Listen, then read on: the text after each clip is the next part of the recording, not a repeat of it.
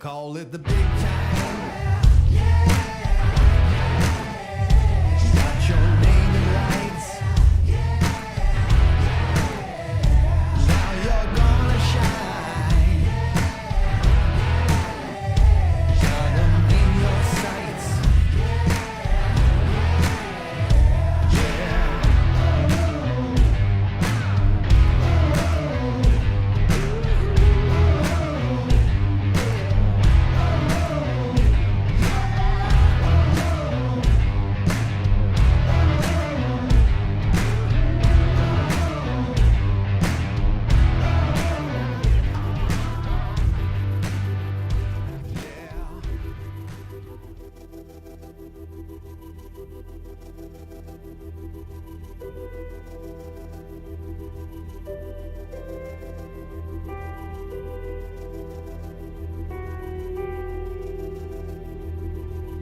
You wanna be great now.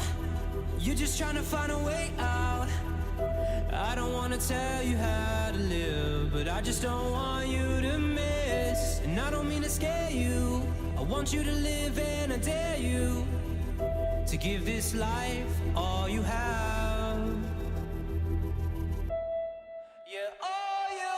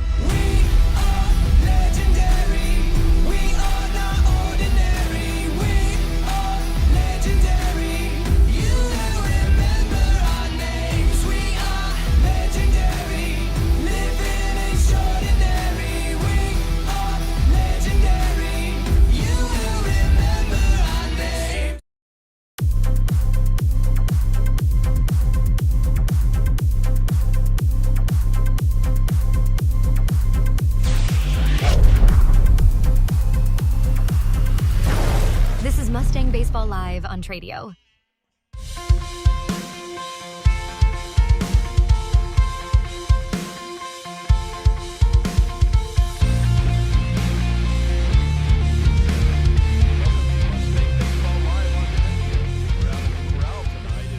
Your Grapevine Mustangs square off with the Denton Ryan Raiders.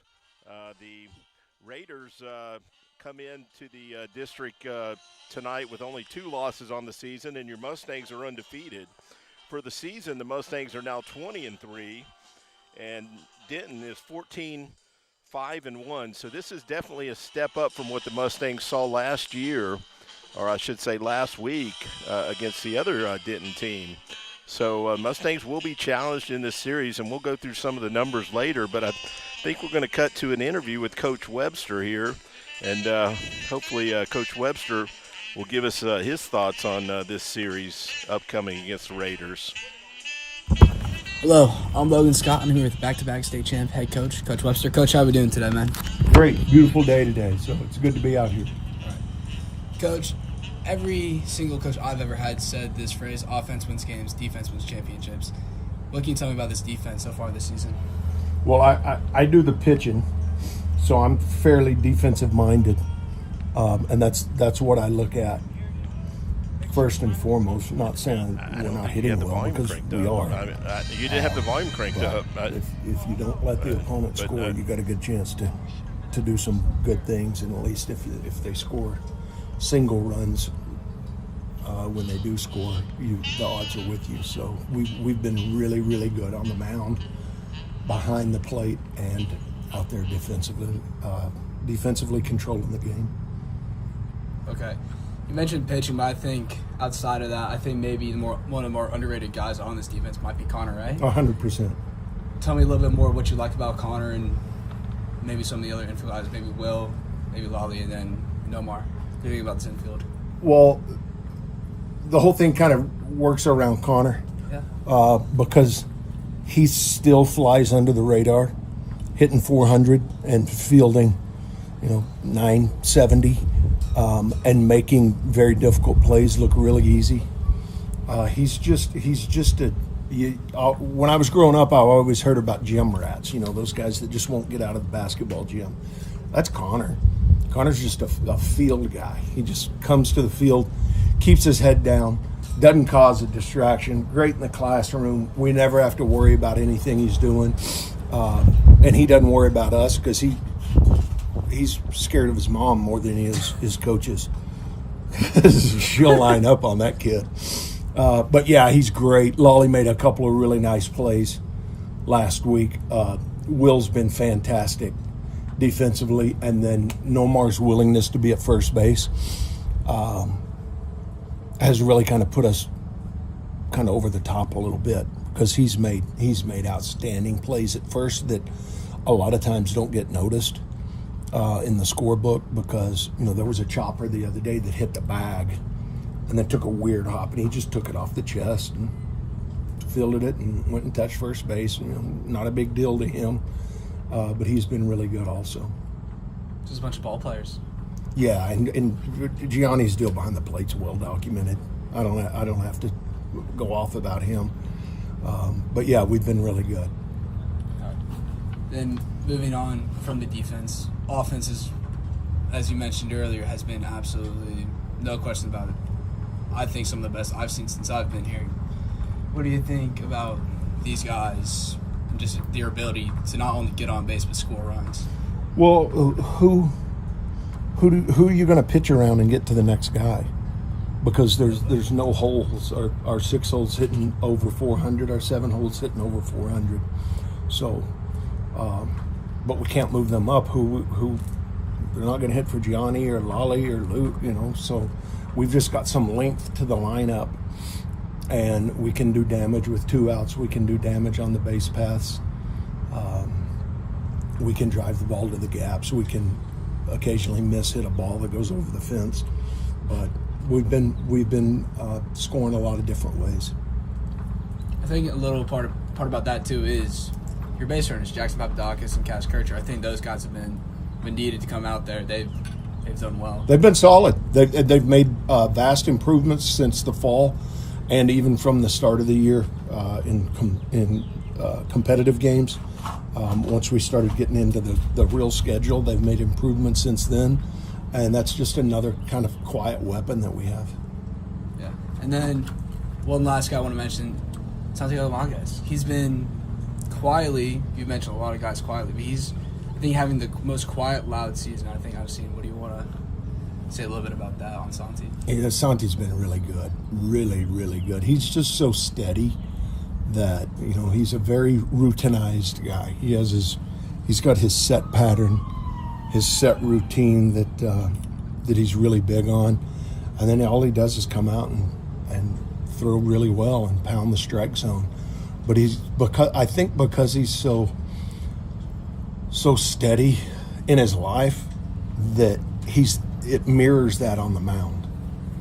Like he'll come in the dugout after an inning, and I'll try to talk to him, and it's like he's bored. It's just like, yeah, I will. Okay, yeah, all right. And that's the conversation. And I love that, because his heart rate, it's not spiking, it's not dropping it. He's just steady, and he's been really, really outstanding for us. All right. Well, Coach, thanks for your time, man. Thank you. I appreciate it. Let's try and hit this field goal this next game to get to 14, shall we? Yeah, we've been struggling with our special teams. We're going to have to we're going to have to put an emphasis on it this week. All right. Well, Coach, thanks for your time, man. Appreciate it. Thank you. This is Logan Scott. Keep watching Mustangs Baseball Live here on Tradio.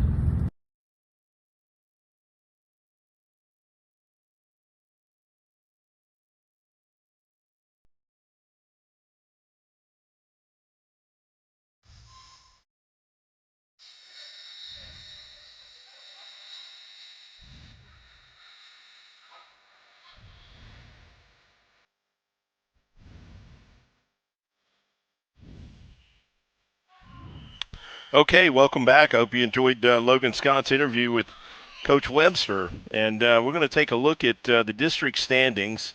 I mentioned earlier the Mustangs are undefeated, now 6-0 after sweeping Denton last week. But there is another undefeated team in our district, Birdville, who interestingly didn't play any district games last week. I think that is because we have an odd number of teams in our district, 7 teams, and the Mustangs will get their week off in the district at the end of the season. We'll play Arlington Heights just like we did last year. But right beneath Argyle, you see Denton Ryan sitting at 2-2 in the district. Certainly in the thick of things. They did lose 2 games to Birdville, the only other undefeated team currently in the district. But they are coming off their own sweep of Richland. So the Mustangs do, at least in the win column, have a 2-game lead in the district. But, again, Birdville has not played as many district games as we have. But Mustangs have done everything asked of them so far in the district. And again, this series looks to be more challenging on paper, and we'll talk about why that is as we get deeper into the show.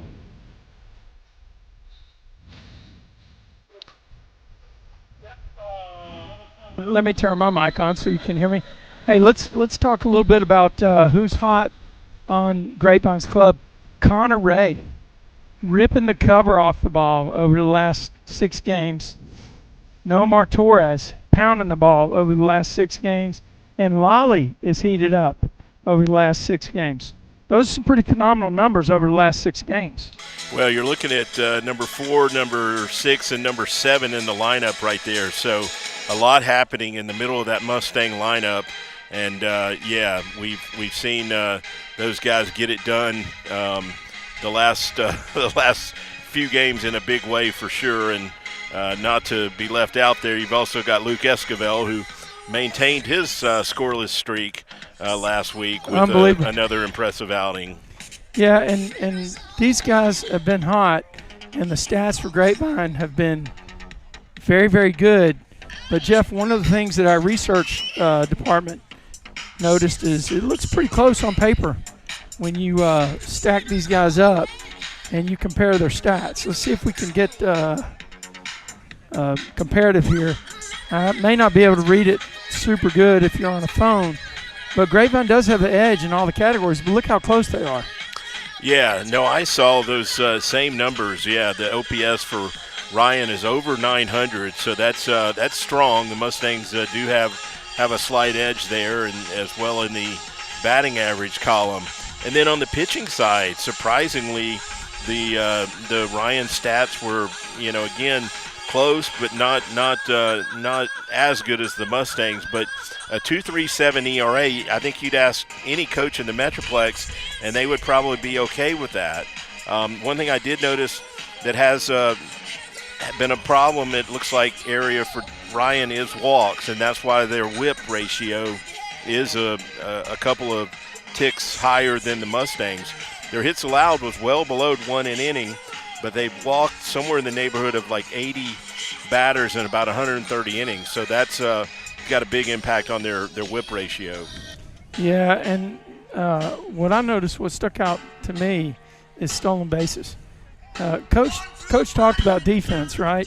You keep the guys off the base paths, keep the guys off the bases, and you're going to win games. But this Mustang team, when they get guys on the bases, they figure out how to get them home, either through stolen bases or timely hitting. And they've got some burners. No doubt. We've seen the Mustangs do a lot with not a whole lot of hits at times, and that's because they're stealing bases, moving runners, moving guys, getting them in from third with less than 2 outs, just executing well when they get those guys in scoring position and making things happen. It's running the bases aggressively and putting pressure on the other team, and quite honestly, the other team hasn't played defense as well as we have. Watching Ryan take infield, I think we're going to see a better defensive team than we've seen at least the last 2 series. Yes, I'm going to say that. Yes, I think you're absolutely correct. And, Coach mentioned this kid named Connor Ray, C-Ray, who can sting you if you turn your head. But I think it's worth visiting what he's done this year. Take a look on your screen and check out these statistics. He's doing everything at the plate. Yeah, that those numbers are even better than what we looked at last week, and we mentioned him in one of the other pre-games. That OPS now is pushing 1,300, and that batting average is now up to 424. So very impressive stats out of Connor. We not surprised, but still you have to be impressed. Super impressed. All right, I think we're going to back away here and pick up the ambient for a little bit. We're about to get the Star Spangled Banner and the player intros. I think there's going to be a first pitch ceremony as well. Before we do that, let me go ahead and take you through one of our Meet the Mustangs. This is Cash Kircher, Meet the Mustangs.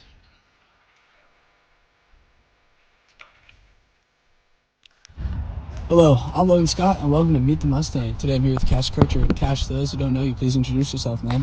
What's up, guys? My name's Cash Kircher. I'm a junior here at Grapevine. I'm number 4, and yeah, I like to run the bags. All right.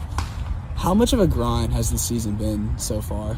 Oh man, it's been a grind for sure. Just out here every day with the guys. It gets tough at sometimes, but you just got to see the bigger goal, and that's a state championship. And with that in mind, like every day you just come out here and work hard, and we know it's all going to be worth it and win for sure. All right, speaking of that championship, how do you think a three-peat would affect this program? Oh, man, it would affect us tremendously. We already have great fans, great support. Everybody expects us to win, which is a great thing, but it comes with its, quirks. But I think a state championship would affect this program in many different ways, allow us to just compete better. People already expect us to be, dogs, which we are, but it just upped that even more, up the ante, and as players here, I can speak for all of us, we really want that, All right. Would you rather have a cool bat or cool gloves? I think you got to go cool bat, man. All the combats these days, not even just that, all the bats these days are sick. You got the cool colors, the cool prints, and yeah, I'd go cool bat all day. All right. And then do you prefer the Rangers or the Astros? Oh, Rangers all day. Even though I'm a Mariners fan, I'll go Rangers. All right. Well, Cash, thanks for your time, man. Sir, thank you so much. All right. This is Logan Scott. Keep watching Mustang Baseball Live here on Tradio, and keep watching for Meet the Mustang.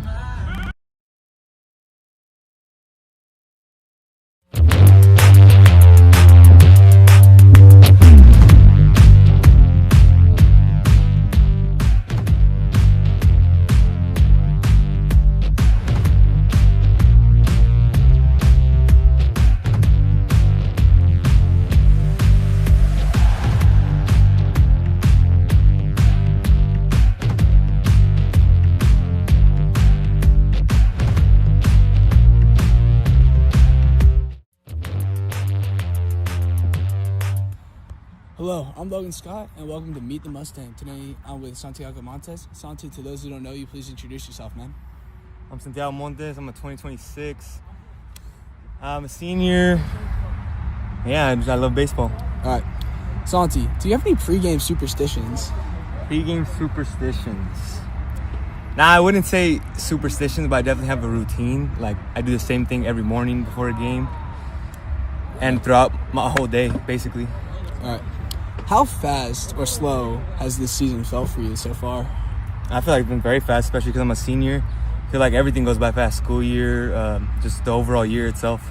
This year's gone by pretty fast. Yeah. Yeah. All right. Do you prefer gum or sunflower seeds? Gum, for sure. What flavor of gum? I like bubble gum, regular bubble gum. Just regular, just the pink one? Yeah. All right. And then what's your favorite post-game meal? Post-game? Post-game, after a big win. Usually we get out of the games late, so I mean nothing's really open, so you can't go wrong with Whataburger. All right. Well, Santi, thanks for your time, man.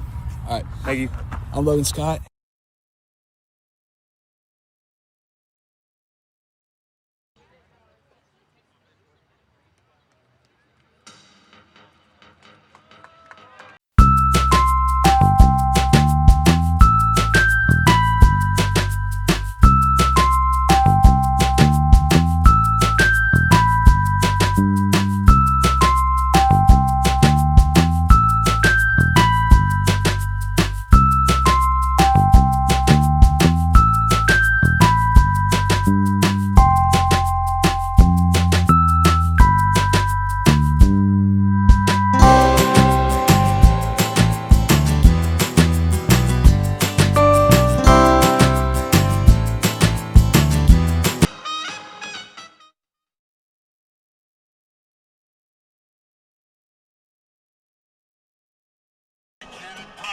All right, Jeff.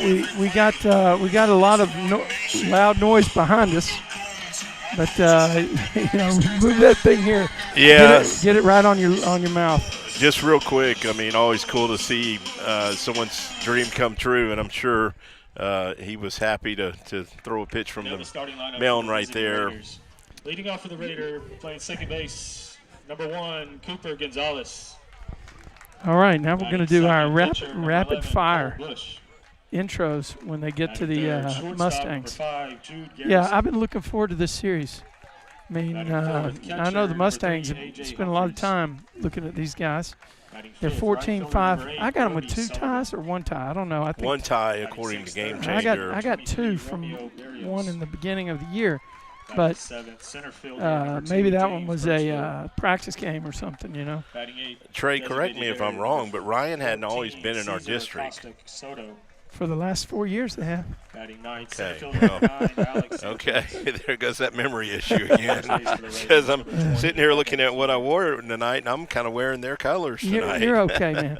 You're okay. Hey, how are you going to handle it? Mustangs are red, white, and sometimes blue as well. Yeah, we go baby blue sometimes too. All right, here we go. We like to call this segment Rapid Fire. Okay. Where's that serious? Here we go. All right. And now the reserves for your Grapevine Mustangs. Number 4, Cash Kircher. Number 5, Jackson Papadakis. Number 6, Jack Swinson. Number 8, Caleb Evans. Number 9, Andreas Martinez. Number 10, Reed Wyndham. And number 16, Vinny Slapa. There goes your answer. All right, Mustang Nation, I need you to get loud for your back-to-back state champions. Leading off for the Mustangs, left fielder number 1, Luke Esquivel. Batting second, center fielder number 2, Zach Goldstein. Batting third, right fielder number 13, Jaworski Lane Jr. Batting fourth, third baseman number 11, Lolly Esquivel.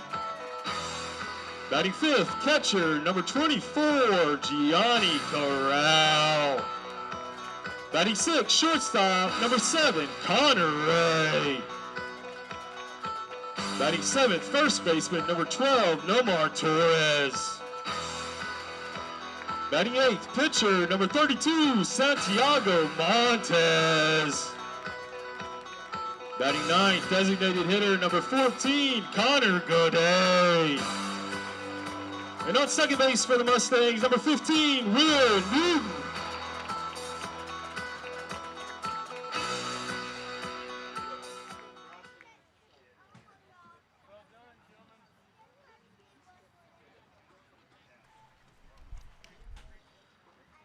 We ask that you please rise and remove your hats as we honor the brave servicemen and women in the armed forces, as well as our first responders with the presentation of the national anthem.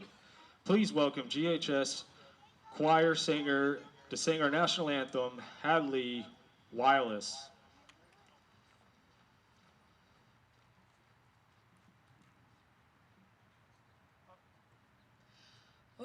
say, can you see by the dawn's early light what so proudly we hailed at the twilight's last gleaming, whose broad stripes and bright stars through the perilous fight o'er the ramparts we watched were so gallantly streaming, and the rocket's red glare, the bombs bursting in air, gave proof through the night that our flag was still there. Oh, say does that star-spangled banner yet wave o'er the land of the free and the home of the brave? Good job, Hadley. Thank you. Let's play ball.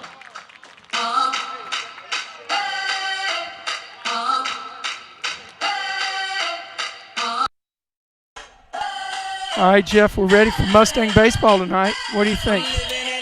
Well, Trey, the wind is blowing out tonight. Totally different from what we had Friday night. So call me cheap, but I'm not going to give you $100 for a home run tonight. It should be a hitter's night. It was blowing straight in from center field Friday night, and it was chilly that night. I don't think we saw a ball hit more than about, well, we saw a foul ball maybe go 300 feet, but they only had to defend about 2/3 of the field that night because nobody was challenging the outfield wall that night. We got Santiago Montez on the hill tonight for the Mustangs, and Santi's been pitching very well here in the district season. Has started in that Colleyville series, came in relief, and did a great job in relief of Lolly that night, and then made a start the following week actually against Denton, and pitched very well against Denton, and this has found his spot as the Tuesday night starter here in the district season. Of course, we know Luke Esquivel is our Friday night starter. Yeah, I've been Raiders #1, Cooper Gonzalez. completely impressed. Let's see what we got here for Cooper Gonzalez. See what our research department has. 12 RBIs and 20 runs, 7 stolen bases.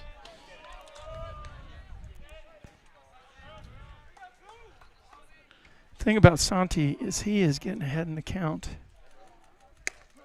on most of his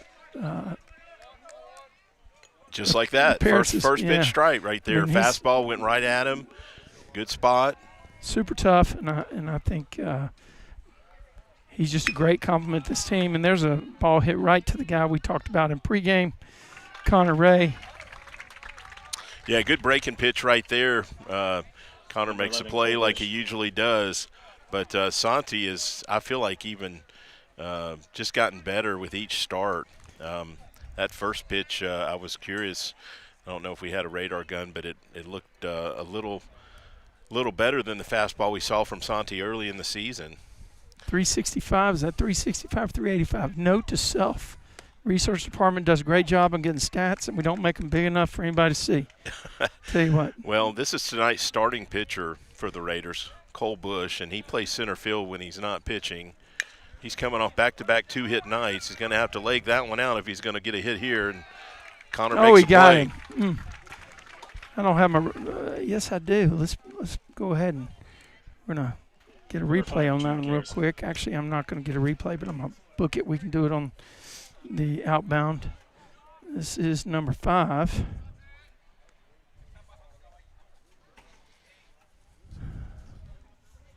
Jude Garrison. Another 300-plus hitter. I got him at 361 with our research.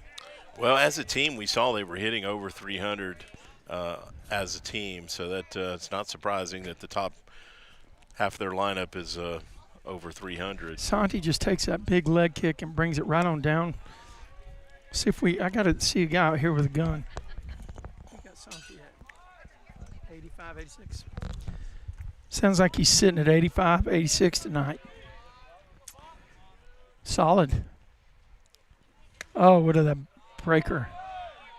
He's got a smooth delivery, doesn't Yeah, he takes advantage of his body. Yeah, he doesn't seem to be really pushing hard to get to that 86 number. Boy, he brought that one. It seemed like, yeah, how much you get on that? 88 is what. Wow. Yeah. I thought that first fastball he threw in the Yeah. game was better than what I've seen most of the year from him. Oh, he also got him to fist it. PFP right there now. Tough It's play. going to be I don't know exactly how that'll go down.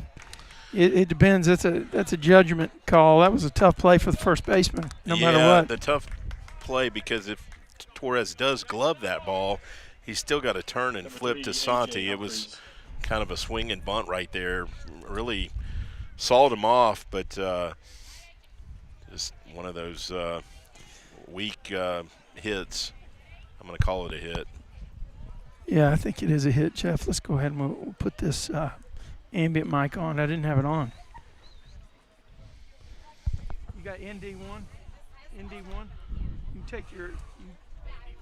Yeah, it's right there in your eye. It's facing you. No, right on the very back. Facing you.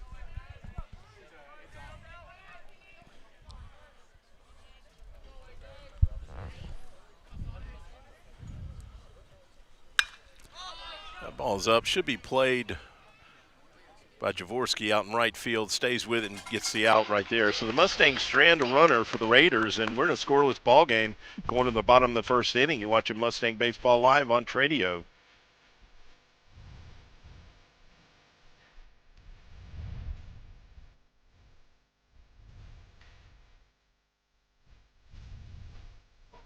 Thanks for watching Mustang Baseball Live on Tradio. We hope you are enjoying the game today. We have a goal to reach 20,000 subscribers by the end of the spring. We need your help to reach that goal.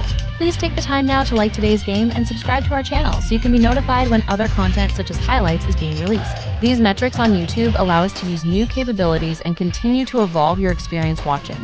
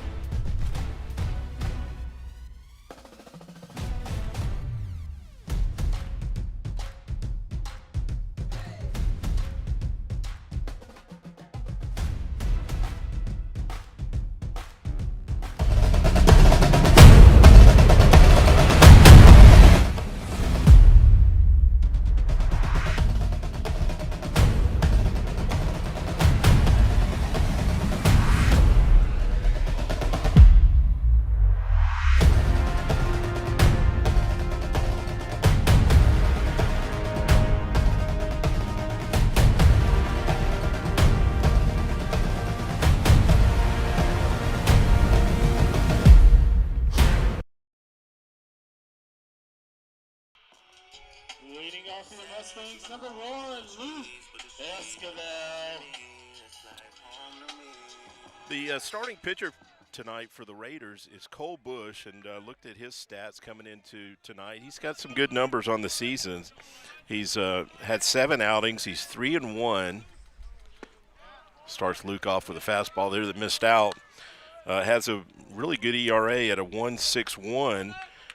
His whip ratio is a 1.35. Foul ball right there.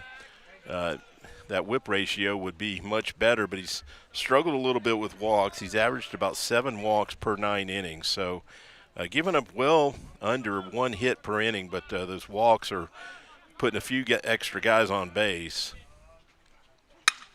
That's going to be a hit down the line right there. It should be at least 2. Luke's going to go 2 and probably going to hold up right there, so. That's a stand-up double for the Mustangs. That was right down that left field line. We had a good view from over here on the first base side of home plate. Bring Zach Goldstein to the plate, and this is typically a bunting situation. Nobody out and runner at second base. Man, Luke took a great inside-out swing on that ball. Dropped the barrel and just drove it right down the line. And there's going to be a great bunt right there. Look at that. Boom. Yeah, good job by Zach. Well done by the Up next for the Mustangs, defensive number player. 13, Jaworski Lane Jr.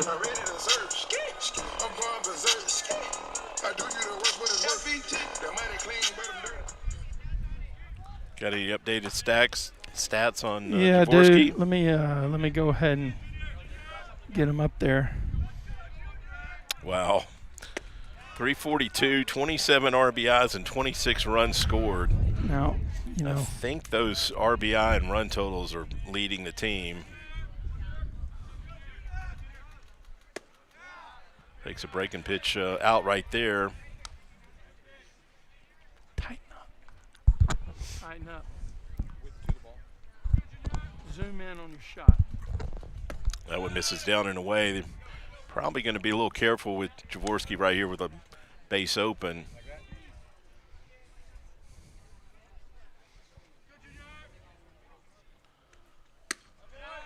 That one missed away right there. So 3-1 count. He'll have a green light. Let's see if he gets anything to take a rip at.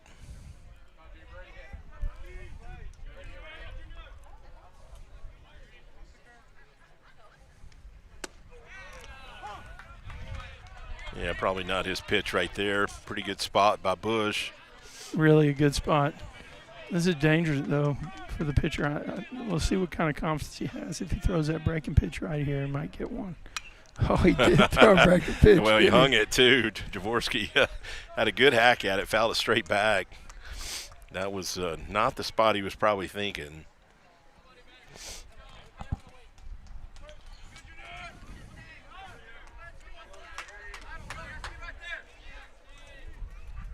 Oh, he's going to score a run right here on a pass ball. Mustangs on the board. That pitch really, it was definitely not in the strike zone, but should have been gloved by the catcher. Esquivel.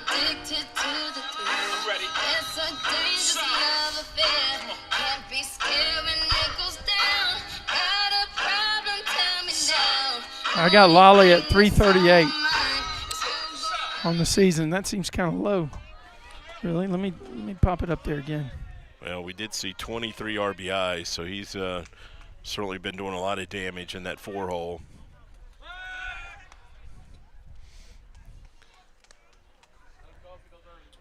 And we know Jaworski likes to run, so the Raiders obviously got that part of the scouting report. He's going to go here, Jeff. Wow, he got really got way out there. Yeah. I think he was seeing if he was going to stop him or not. He was almost going to take a walking start. There's a base hit. Jaworski's going to go 3 right there. So first and third now for the Mustangs.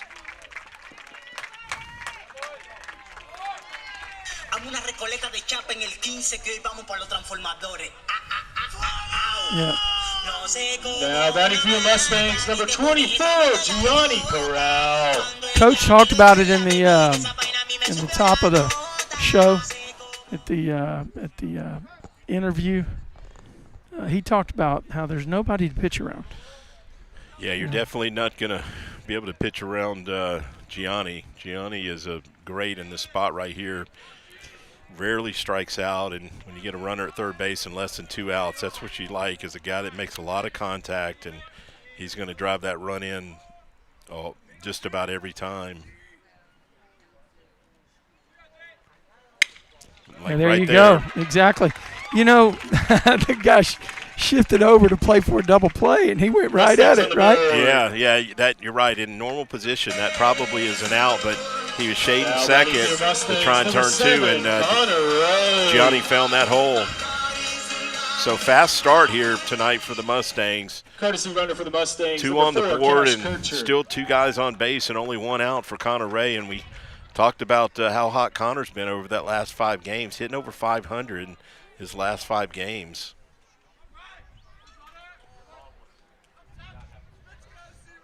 .424, I think, on the season. That's a really good eye.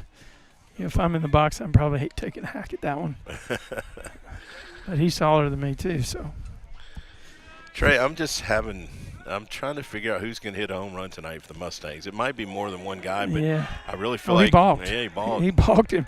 He just lost track of what was going on the field, and just he started his front foot and then just set it down. I don't know.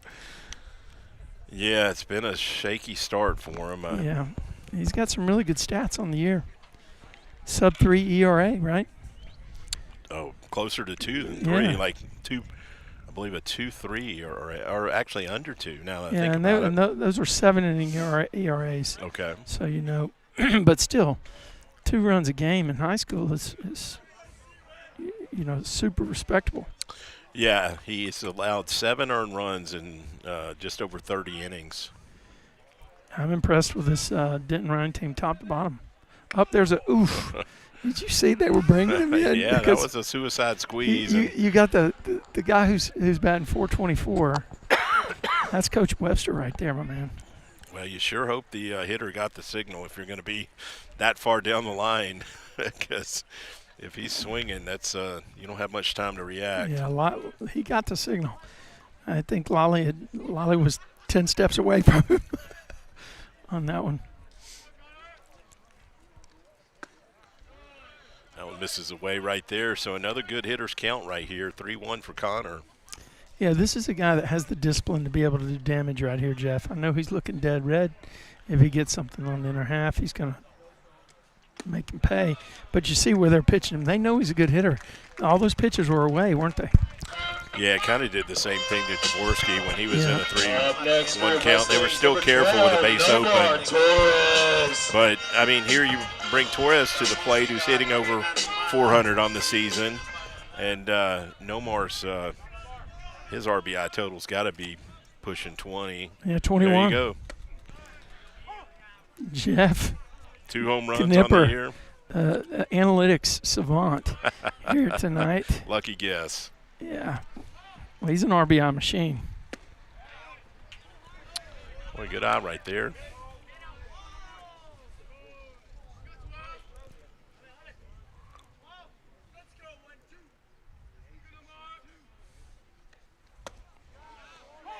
Good pitch right there by Bush, down at the knees, and picked up that strike.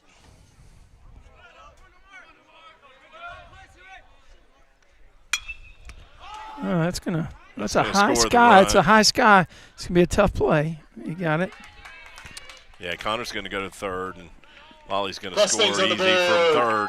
So Mustangs pick up another run, and Nomar does his job right there with a sac fly. Now batting for your Mustangs, number 32, Santiago Montes.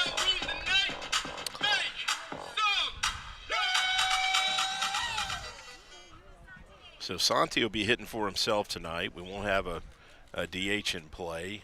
Well, actually. Well, we do have DH. Okay. We have a DH. Connor Godet is DH and 4. Will Newton at second. Okay, that makes Connor sense. Godet is on deck. Runner. Oh, wow. Ooh, they got him. Yeah, I thought the catcher was throwing to second too. That was but a heck of a play. Bush flagged that ball out of the that air. was awesome. Made the relay home. But Mustangs pick up 3 runs and now lead 3-0 headed to the top of the second. You're watching Mustang Baseball Live. Let's see if we can see it again right here, Jeff, as we go out. Soldier boy, tell.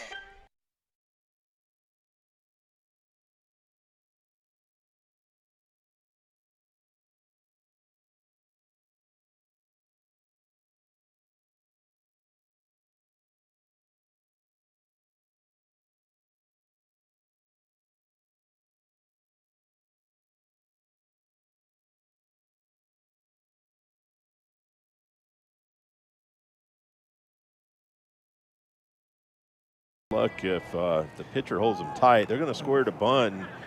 Let's see. Gianni's going to play it himself and get he the got out. it. Nice Wow. play. Wow, I thought there was no chance, Jeff. He came out of the out of his crouch and went at least 30 feet to get that ball. Oh, that's base hit, isn't it? Oh, nice play by Great Lally. play. Yeah. By Lel. Let's see if we can get it on the replay here. Lale, yeah, he flags that one down. Let's see it. He looked like he was actually crowding the line. Here we go. Let's see if we got it on the view. Oh, yeah, there we go. it is. How about it? Nice play All right there, Lally. Nice So play by Lally. Mustangs shut him down and still have that 2-0 lead headed to the top of the third inning. You're watching Mustangs. It doesn't matter on that one. That's pretty well It doesn't hit. matter on that That's one. pretty well hit. Should be off the wall. Okay.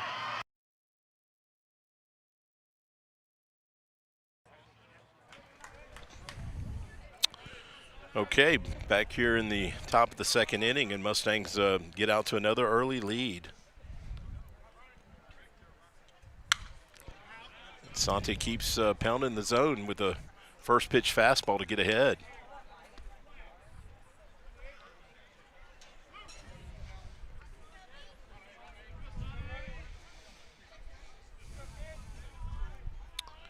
Boy, Zach and Luke are really shallow for a night like tonight. Another nice play right there by Connor, and no more comes off the bag to make the tag, but had plenty of time to do it because Connor got rid of the ball in a hurry.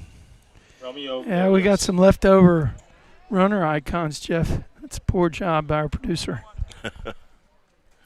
You got them to spare these days. I do. The outfield is playing straight away. Looks like they're playing a little in, Jeff. Oh, Trey, I'm surprised. That's where they, well, not quite as shallow as last Friday night, but with tonight's win. Look at that. When Sante's jamming them like that, it doesn't really matter. But the ball will carry tonight if they can get it up with anything on it. Number 2, James Birchfield. Wow, that's 3 pitches and 2 outs. Yeah, not many good swings yet on Sante. And this is why Sante can, go deep. Now, this guy's batting over 400 according to my research, Birchfield. Yeah, he's coming off a 2-hit night on Friday night. I looked at their last box score. Sante's pitching him differently, too, it looks like. Maybe they have scouted it out. I suspect we probably had somebody at their series last week, one of the coaches from the JV. Coach Dillard, probably. Does don't freshmen play all their games on like Wednesday these days? I think so. I don't like think a doubleheader. I don't think they play on Friday night. Yeah, that was being very careful with somebody right there, wasn't it? Yeah, I don't know that was intentional, but all of a sudden Sante, was missing by a good bit.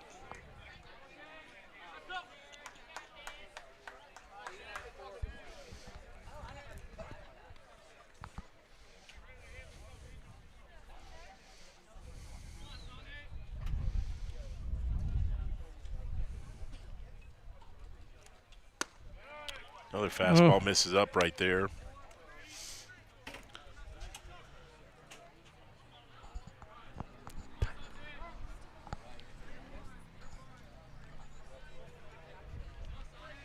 Not much of a lead over there at first base. Doesn't look like he's got any intention of running, and doesn't. Good curveball right there for a strike. Santi. You know, you can tell when he's on, when he can throw. He's got 3 pitches, I guess. Change up, breaking pitch, fastball. I don't know if he throws a 2-seamer and a 4-seamer. Look at that. It's going to kick back. It's kick. I like the way he just let it roll. Yeah. I mean, that ball hits a rock or something and kicks back. It's going to be fair. Yeah, they're checking that ball because he got it right off the end of the bat. Sometimes that'll put a smiley face in the ball. You know, I don't think I ever saw that on any baseballs I hit, Jeff. Well, you were always on the barrel. If you're on the barrel, you don't put a cut in them. Oh, look at that. Another good breaking pitch, and Johnny's going to make sure and throw it to first base. But another good inning right there by Santi, and Mustangs take that 3-0 lead to the bottom of the second inning. You're All right. Mustang Baseball Live on Tradio. We're going to play more Mustang moments here. We'll be right back with more Mustang Baseball Live. Numbers about a week ago, and he was Oh, my that's gosh. well hit. Let's see. That's out of here, Trey. Put Wow. another one on the board for the home run total. And that's no more second on the year, and that got out of here in a hurry. Didn't have time to really even call it. Nice graphic right there. That was just a tomahawk shot. Gosh. So Mustangs now on a 6-0 lead. And right. Okay, that's it should be 2 right there. Will's going to turn it. Not going to. Oh, got him. Okay. Wow. Nice turn right there. Wasn't sure they got him. He got down the line in a hurry, but Mustangs. Let's see what we got, Jeff. Okay, let's see that replay. Tell you what, we'll be back with more Mustang Baseball Live on Tradio.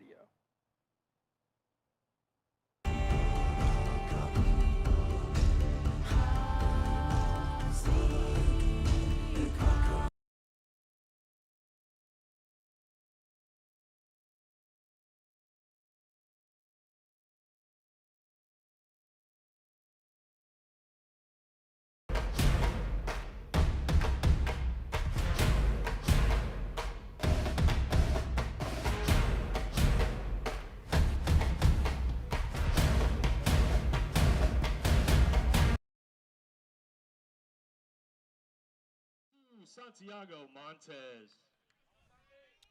Okay, we'll have Santi leading off the bottom of the second inning. He was at the plate. He's a beneficiary, Jeff. Yeah. Right.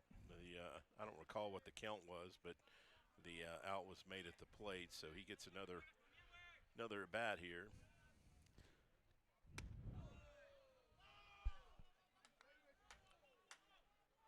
Well, too close to comfort there for Santi's taste.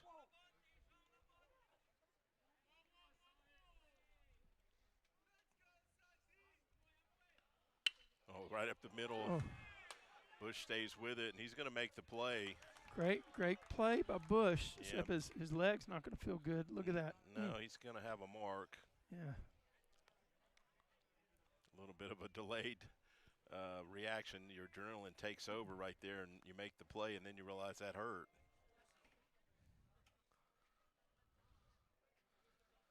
Thought that ball was going to get up the middle, and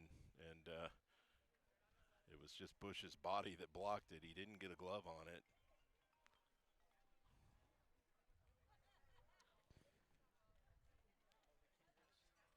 Yeah, they can.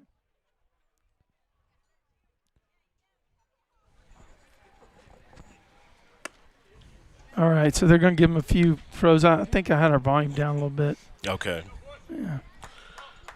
Yeah, he's going to shake it off and stay in the game. Yeah, that'll be a nice color tomorrow. Got him right to the, Now batting for your Mustangs, number 14. to the right of the Connor shin, I thought. Godet. Yeah, might even have a seam mark on him. That's sometimes you get the seams as part of your bruise. It's part of the gift, the parting gift. Look at this guy, batting .353 according to the research. Is that what you got him? That sounds right. You know, we had 4 straight hits there if you stretch back last weekend and then that Tuesday night game. And then I think Friday night he was hitless.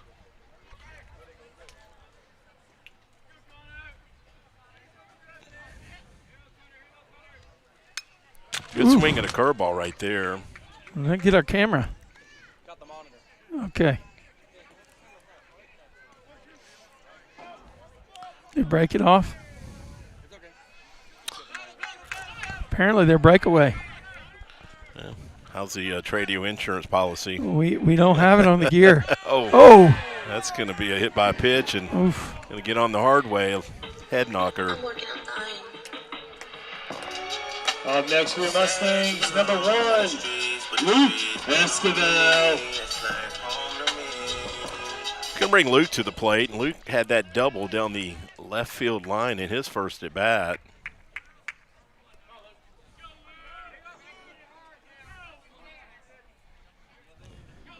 You know, we're going to have to do something different on the broadcast here.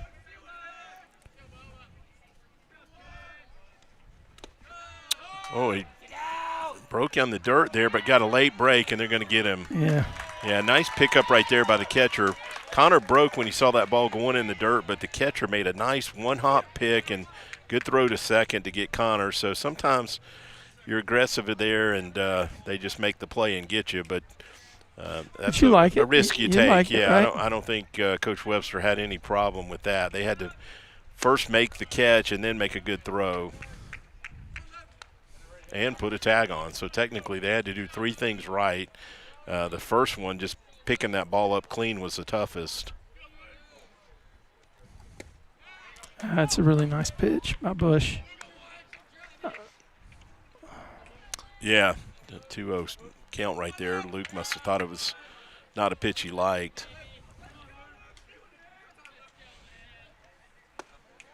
That one misses down and away to make it 3-1.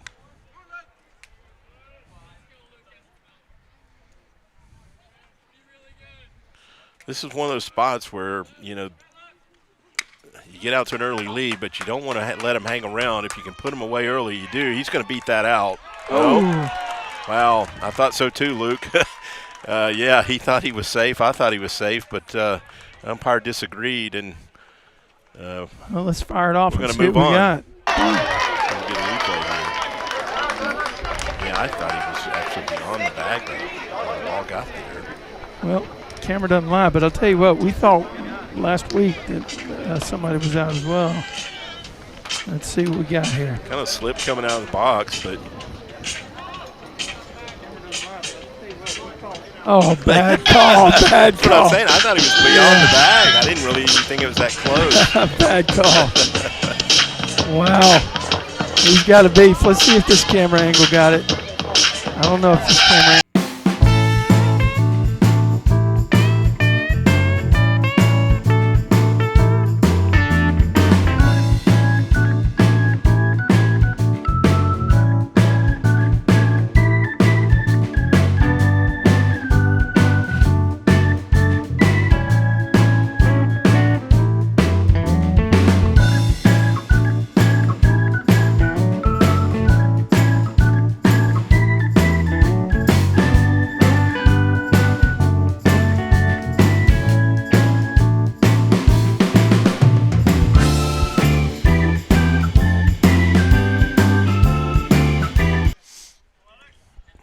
Leading off for the Raiders, number 9, Alex Sanchez.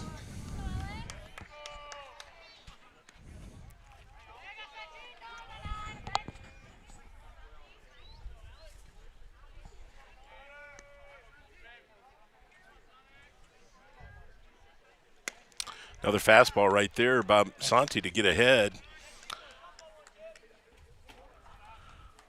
Through 2 innings, Santi's only faced 1 over the minimum. He did walk 1 hitter, but it's allowed no hits. Breaking pitch missed out right there.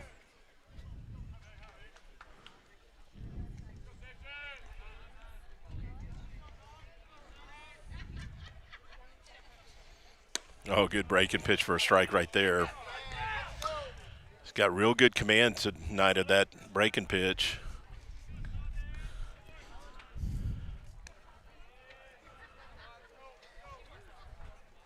Oh, good fastball to get him looking. So good job mixing it up right there, and Hitter just was a little confused the whole at Top bat. of the lineup for the Raiders, number 1, Cooper Gonzalez.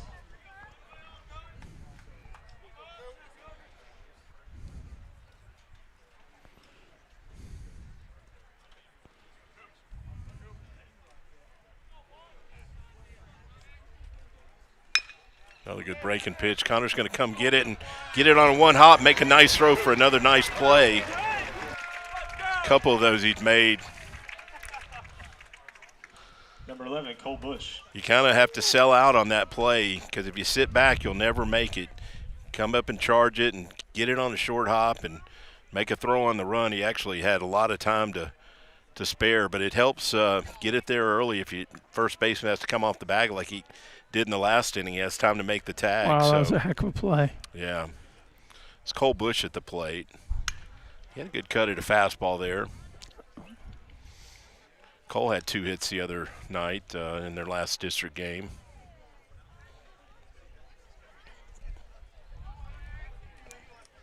Actually coming off back-to-back 2-hit games last week.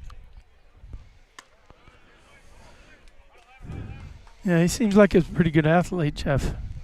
Yeah, he's their center fielder when he's not pitching. He's probably got wheels then, huh? Yeah, we saw him get down the line pretty well in his first at-bat. Foul tipped that one back.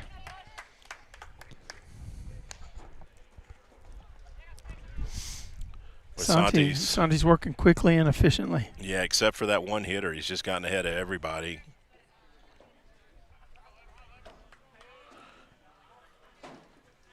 Got him. Oh, wow, great spot. Yeah, I don't know. I guess that was on the outer half, huh? Yeah, it obviously was good enough to be a strike. So Mustangs take that 3-0 lead to the bottom of the third. You're watching Mustang Baseball live on Tradio.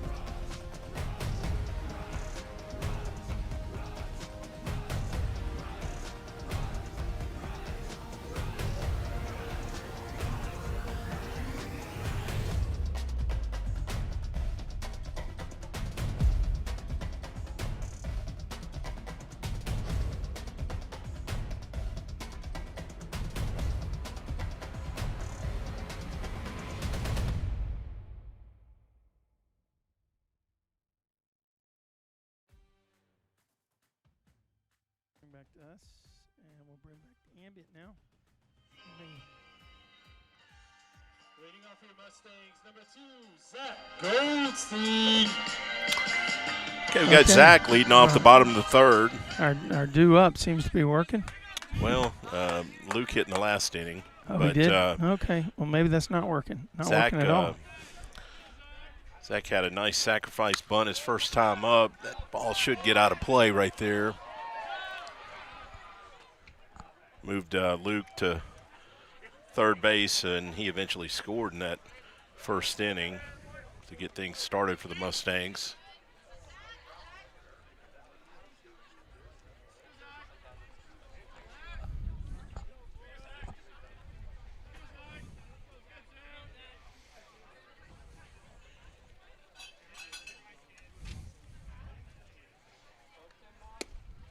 Takes that fastball in right there. Eves the count at 1-1.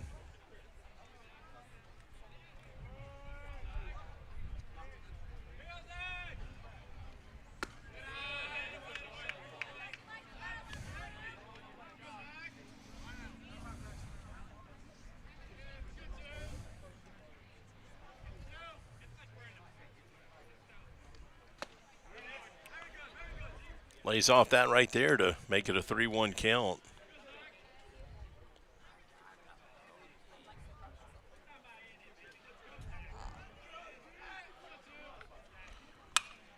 Good cut, but fouls it up.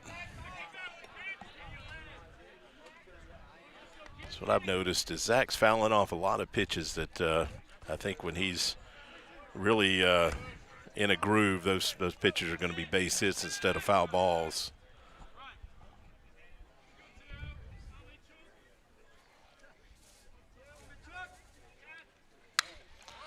Fouled that one up and should be in play for the first baseman, but it was a mile high. Yeah. That ball was up above the lights, but first baseman hangs with it there to pick up an out. Mustang Nation, let's get loud. Now batting for the Mustangs, number 13, Jaworski Lane Jr. Shoot. Got to tell him the speaker's blown, don't we? I mean, I think it's been that way for about 5 years. Maybe we just didn't hear it because we were so far down in the Tradio truck. Jaworski walked in his first at bat and swings and misses at a curveball right there. Yeah, so he's still batting .342, just like he was at the beginning. Yep. Well, they give him a lot of respect, Jeff. That's back into the chemistry lab. Somebody will find it tomorrow morning with a Petri dish. The center fielder, look how deep he is. I can't even see his number out there. Oh, well, the left fielder is really, really deep. The right fielder, he's playing normal, I would say. But look, those guys are back on the fence. This is a 400 feet to center field, and the center fielder has got to be 15 feet off of it. Well, Jaworski would have been my first guess to homer tonight, so we'll see if that comes to fruition. Yeah, you know these guys have all played each other in the travel ball circuit, I'm assuming. Guys, well, I don't know. I mean, Jaworski is maybe playing at a different level than everybody else. Well, not all of them were on Team USA, but oh, that's right. I forgot about that. He and Emerson. That's going to get out of play down the right side. I know that's coming back. It's coming back. Oh, wow. Wow, it was coming back. Yeah, I thought that was out of play, but that some weird spin on that. The high right-hander foul ball to the right side. Yeah, and I don't know that the wind actually messed with it as much as it probably may have actually pushed it some to the left. The wind is favoring that left center gap. Yeah, the wind has picked up, blowing directly out at center field. Boy, I feel him hitting one over number 3 over there. That's base hit. Yep. A good job, 2-strike hitting right there. Just hit it hard and get us a base runner. Now batting for the Mustangs, number 11, Lolly Esquivel. Lolly singled in his first at bat.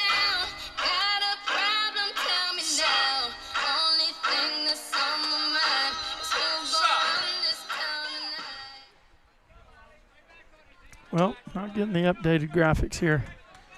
All right. Look at this. Let's try this angle. Jeff, look at that. How about that? Split screen, man. You know, although he's outside of the camera view, so that doesn't give us exactly what we were looking for. Yeah, he's always got an aggressive lead. And Flinch, he is going. Boy, the catcher made a nice throw, but still didn't get him. You know why he got in there? Because he dove to the back of the bag. I'm impressed with how quick that catcher got that ball to second base. We'll go ahead and we'll watch replay when we're leaving the. All right, got to get some runner icons on the bases. Get out right there by Lolly. That split screen, I got to do something different. I got to be able to see the runner in that thing. I think that's an easy discussion with my camera guy. Yeah, certainly you can stretch that out, that angle. Well, yeah, he's getting in too tight right there. I think Lolly Wish he had taken a hack at that pitch. It looked like a pretty good one to hit. So 2-1 count now, and Jaworski out at second base. Looking around, there's a huge hole on the right side, and that'll be another one back over there. 2 baseballs for the chemistry lab or the physics department. Maybe they can look at the marks on it and determine how it would work with a cut, this spin rate. That truly is the thing. You think about the aerodynamics of a baseball. You can't just throw a cut baseball and expect it to like do crazy stuff. But if you have it in the right place, it will do crazy stuff. Yeah, guys like Greg Maddox knew what to do with a baseball that was scuffed. Exactly. All you're doing is you're trying to look for a way where you put the spin on it, and that rough spot is in an area that disrupts the flow of the air, so the ball loses pressure on that side and breaks to it. That's going to be a tough play right there. Yeah, that is. Wally's getting down the line. Shortstop made a good play. We got a guy hung up. Wow, Jaworski was about halfway down the line and put on the brakes. Up next for the Mustangs, number He didn't just 25, put on the brakes. Gianni Corral. He hit the dirt. Did you see that? Yeah, he slammed on the brakes. Threw down the kickstand. Whatever you want to call it. I'm That right, brings I'm right there with you. Gianni to the plate, and Gianni also had a single in his first at bat. Well, let's see if these have updated.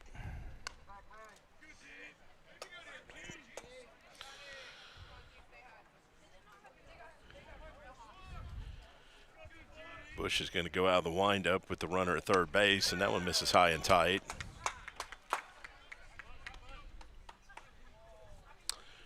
Left fielder's very deep on Gianni. He's can't be more than about 5 steps off that track and left. Oh, that was a great pitch by Bush. Going to take out somebody's car over there parked in the cheap seats. Tradio truck would have gotten nailed. Well, you're brave. You park behind home plate now. Yeah, no. Well, it's a shorter distance to where we're setting up. I guess the Tradio truck has a lower deductible than the Tradio business plan. I figure it's going to take the perfect baseball to get over this net and come down where I am. You just don't see many. I'm going to jinx myself now.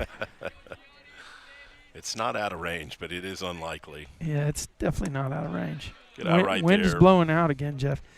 Now the looks like the left fielder is still back pretty far. I can't see the center fielder, but I would imagine he's come in some. Yeah, the wind this afternoon was actually that's going to be be a little tough play. short He's so play. deep. Yes, he's going to be down. Deep. Yeah, that's going to fall. Base hit.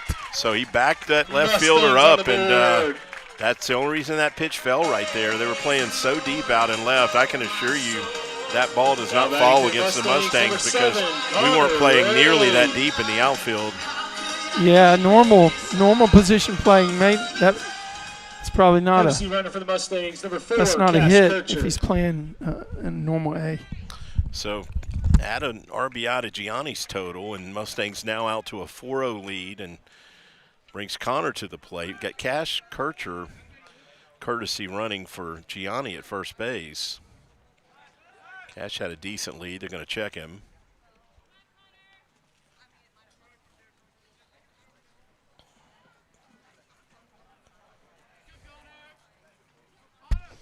Connor walked in his first at bat. Boy, he was stretching that lead out again.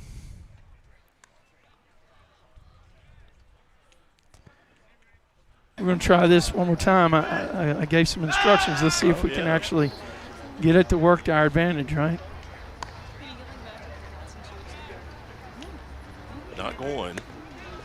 Connor takes it for a strike. I would expect somebody. I would expect is that Kircher? It is. Yeah, I would expect somebody to be on the move here.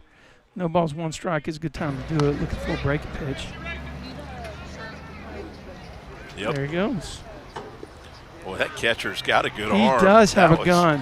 Wow. He got him by oh my gosh. a lot. Yeah. So Mustangs do pick up a run, and it's a 4-0 ball game going to the top of the 4th inning. You're watching Mustang Baseball Live on Tradio. Wow, what a gun. Should have gotten that.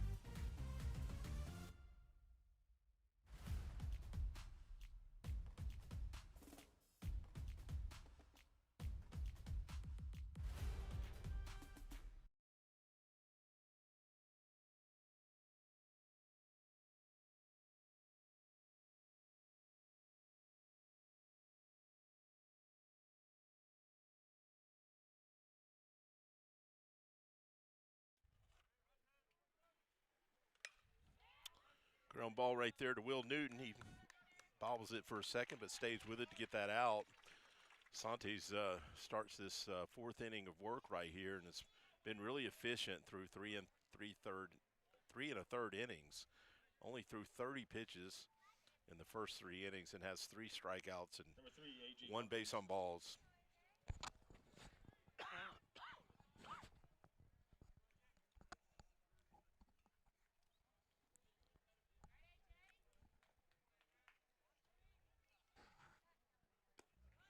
Breaking pitch missed down and away right there. Yeah, I don't know what's going on with top and bottom on the scoreboard here, but it is the 4th inning, and we're playing a Grapevine, so this is the top of the 4th. If you're watching Mustang baseball, what a pitch! I know you looked down, but he just threw a change up away, and the guy was nowhere near it. Yeah, we're good. You need some loudness. If you need to hear yourself, dial it up right there. Okay. Well, our listeners said we weren't loud enough. Oh yeah, that's me right here. Okay. I didn't do this correctly. There we go. Yeah, that's on me. Sorry about that. We'll take care of the issue with that right now. I'll just repeat what I said earlier. Sante's been really efficient through 3 innings. Only threw 30 pitches in those first 3 innings. Has not allowed a hit, walked 1 batter, and has 3 strikeouts. Well, a high fastball right there that a little too close to comfort.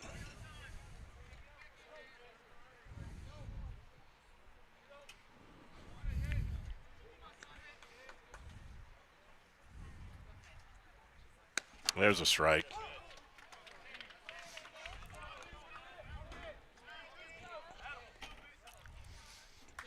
So full count right here. 1 out. Mustangs on a 4-0 lead. That one misses right there. So Sante's going to issue his 2nd walk of the ball game.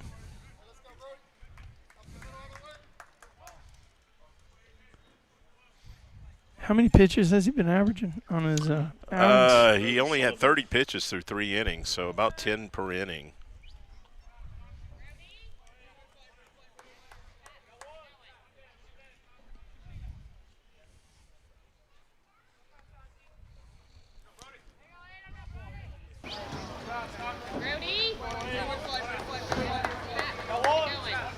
Humphrey's at the plate here for the Raiders, and late on that fastball.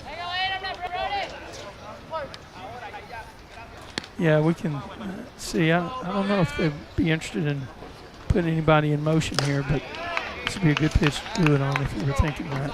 He has a pretty conservative lead. I think we'll go back to Another good fastball right there by Santi to get ahead 0-2. Yeah, that lead was that's very conservative. That's a 4-run deficit lead is what that is, isn't it? Yeah, that's going to be tough to steal a bag from there. I believe this coach is new. I think he was brought on board in May of last year. The coach that had been there a long time. Actually, one of those guys that I had, his number in my contact list, actually, from asking him permission all these years. Yeah. Which is also why I knew that they've been in our district. So Santi picks up his 4th strikeout of the game right there. Just went at him 3 straight fastballs and made quick work of the hitter. This is Romeo Barrios, I would say. Barrios. Is that how you would say that? Yeah, Barrios. He does have a home run on the year.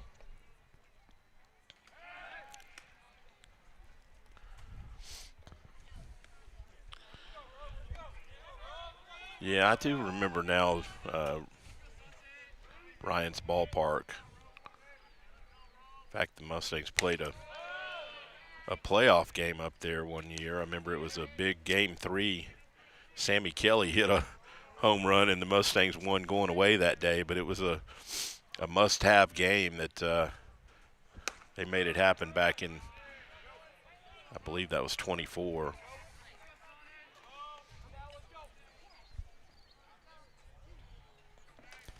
Two balls, no strikes here, Jeff.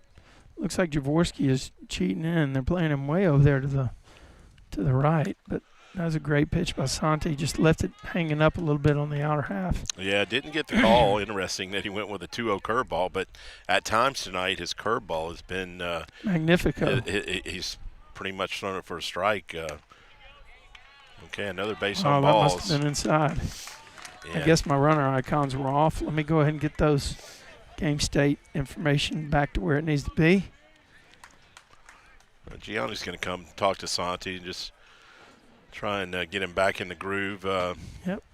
Well, Jeff, just now's a good time to talk about this. Oh, we don't even have the ambient on, so we're okay. Tradio has created another channel called Tradio Deportes, which is where we will be putting some clips targeting our Spanish-speaking Latin audience, and we'll be converting some of the play calls into Espanol. So check out some of the clips on Tradio Deportes. That's awesome because I know you told me Nomar Torres is from, I believe, Puerto Rico. Yep. He's probably got family down there that would appreciate the Spanish broadcast. Yep. I don't know if I'd call it a Spanish broadcast, but we use a little AI to convert it to right now we just have shorts out there, but looking at new and innovative ways to get content to people that want to watch it. Oh, no, Jeff. You jinxed yourself. Yeah. I think that was short of yours. Yeah, actually that could have been over there in the Tradio truck. Good curveball right there by Santi to get ahead.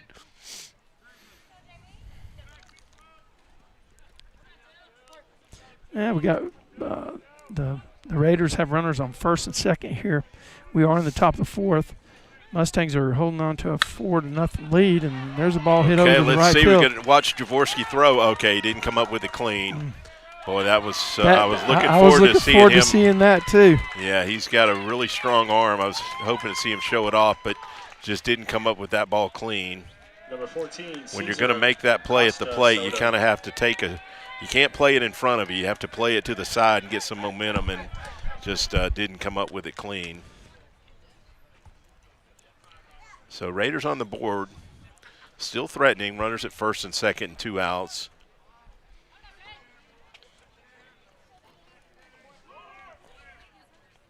There's a fastball. Got him. Oh, yes. Oh, my goodness. Wow. Let's see if we got a replay on that one. Yeah. All right, we're going to go ahead. Nomar thought he had him. Again, this is that when your umpire's on the other side of the field, Trey, you just we're as close to that play as he is. It's a $75 solution. Actually, maybe 85. Here it is. Here it is. Let's see. Boom.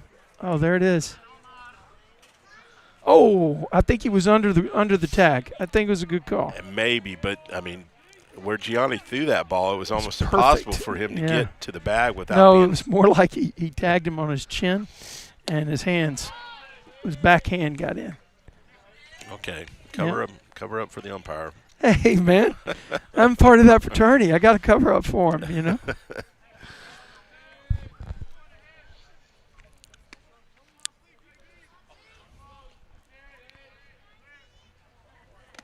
Well, good block, but he's going to move go, to third. yep. Yeah.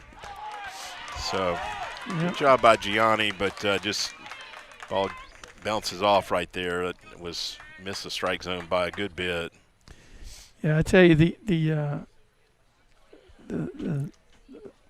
fans and the crowd, they were crazy about that.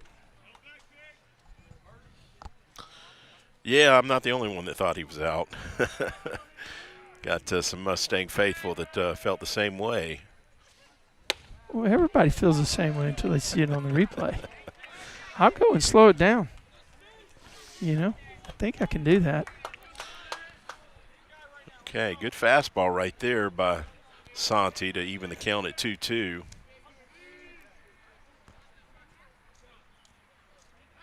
Oh, he's got him. Yeah, he threw it the wrong base. Okay, yeah, they're going to get the second. So that's actually a play where as a pitcher you need to run at him and make him commit, come up throwing to first, and he was too far off to even think to go back to first.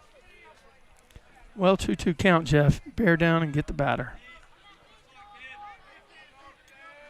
Yeah, they can't score right here without a hit or a. There's 2 outs. I guess they can score, but focus on the hitter because if you get the hitter out, they shouldn't score. Wow, there's a nice job by the batter on battling that one off. That was pretty fast, pretty good fastball in the inner half, I think. Yeah.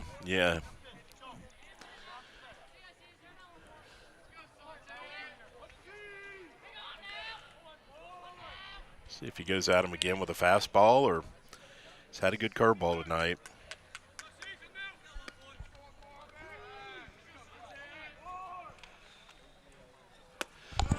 Nope. Really close. I appreciate the umpire checking it, but I think he had as good a view. I got some Zyrtec. You want some? Man, yeah, this wind and everything is killing me. If you want me, I got some in the car. I carry for just this situation. All right? Just we'll get it in between innings.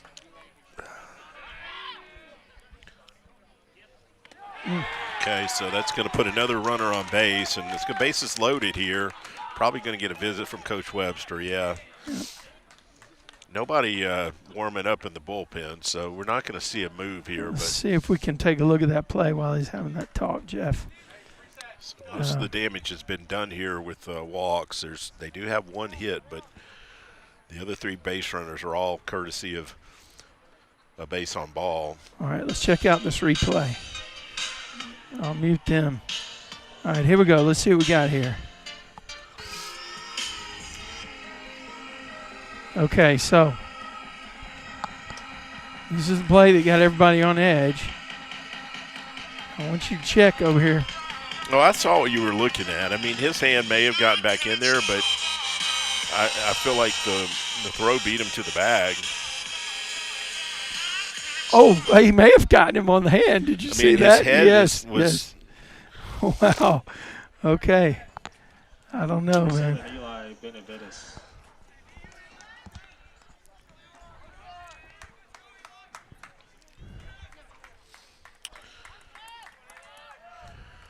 So nowhere to put him. Bases loaded, 2 outs. That fastball missed away right there. So Santi really was cruising coming into this inning, but just has had trouble finding the strike zone.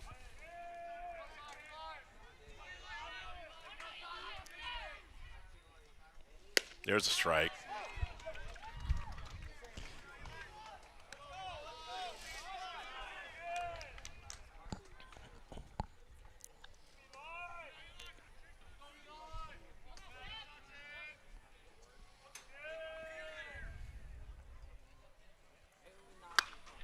Way late on that, so 1-2 count. Probably won't mess around too much here. You don't want to waste one when you've had trouble finding the zone. Just go get him. The hitter looked to be a good bit tardy on that fastball. I'd stick with that fastball.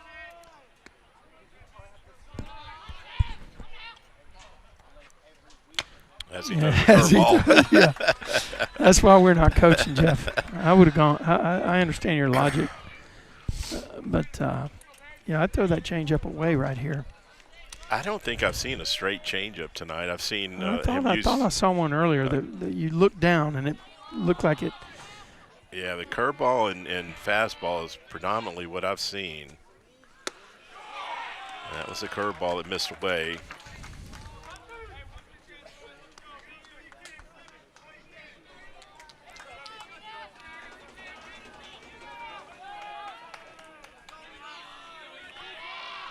Let's see what he goes with here.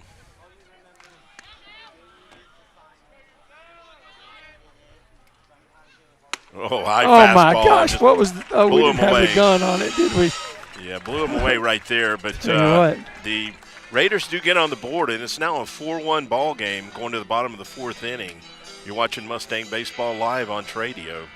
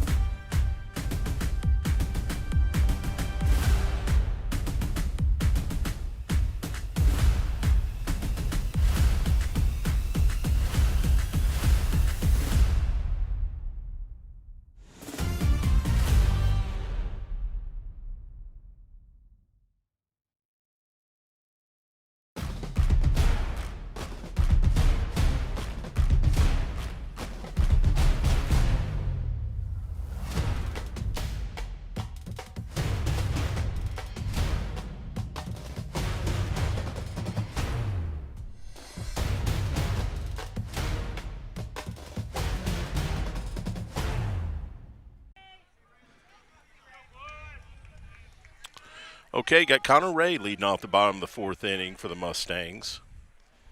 Takes that pitch down and in for a ball.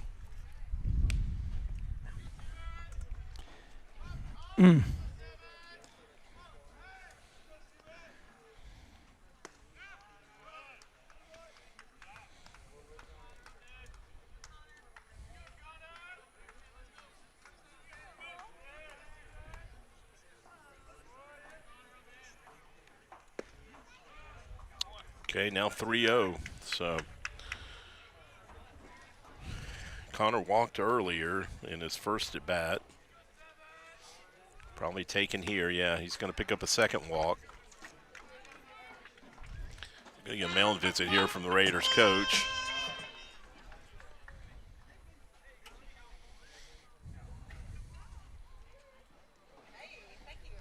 Bush has thrown 63 pitches here in the bottom of the fourth inning. Probably not going to see a move. Yeah, he's just going to talk to him a little bit. Mustangs do have 5 hits as well as 3 base on balls. So we mentioned during the pregame that's been a nemesis for the Raiders pitching is the base on balls. They've been walking more than about next for your Mustangs, number 7 12, Nomar Torres. batters per 9-inning game. So almost 1 walk an inning. And that's the pace that Bush is on tonight.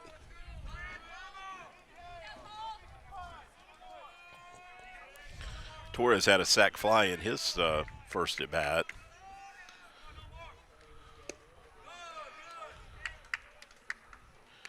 Connor didn't have a big lead over there, and after what we've seen from the Raiders catcher, you better get a big jump because he's got a good arm. Humphreys is the catcher for the Raiders. That's well hit. Yeah, that's going to be that's a base hit, Jeff. Definitely, and Connor's going to keep coming Connor, to third. My gosh. Yeah, good job right there. So first and third here, nobody out. Mustangs got something working. Up next for the Mustangs, number 32, Santiago Montes.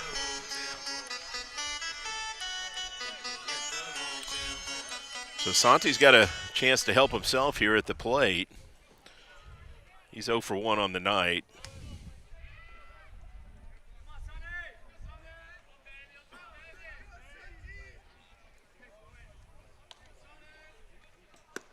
Takes that fastball for a strike.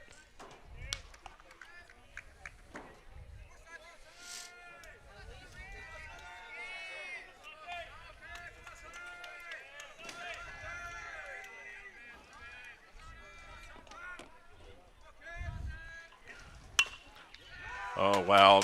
Double play ball. Probably going to get 2, but we are going to get a run.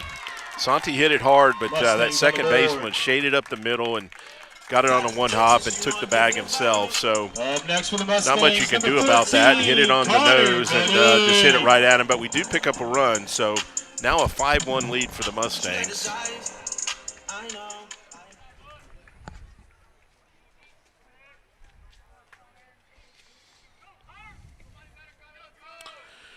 Brings Connor Godet to the plate. He was hit by a pitch in his first at bat.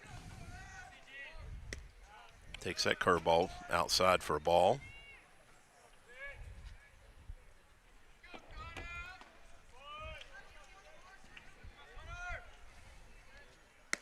Another ball outside right there.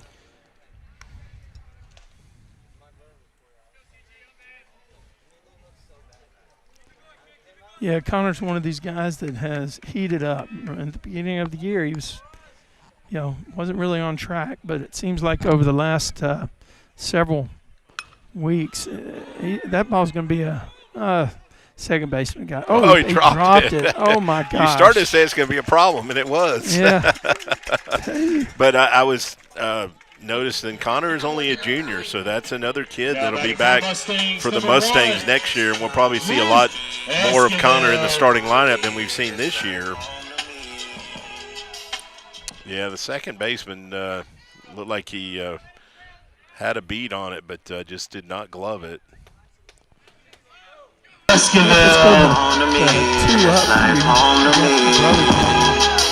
came in with some bunkies, and he is watching the feed now. That's a pretty good description of that last ball that fell. Yes, that was a big one, wasn't it? Connor's edging out there, but I don't know that he's going to want to run. Nope, not running. Luke has a big swing, but comes up empty. Those don't happen much. That was like one of those where he reloaded.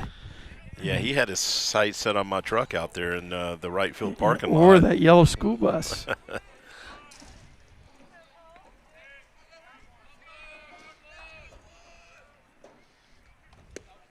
Oh, good curveball right there to freeze him. But Mustangs do pick up another run and now lead this game 5-1.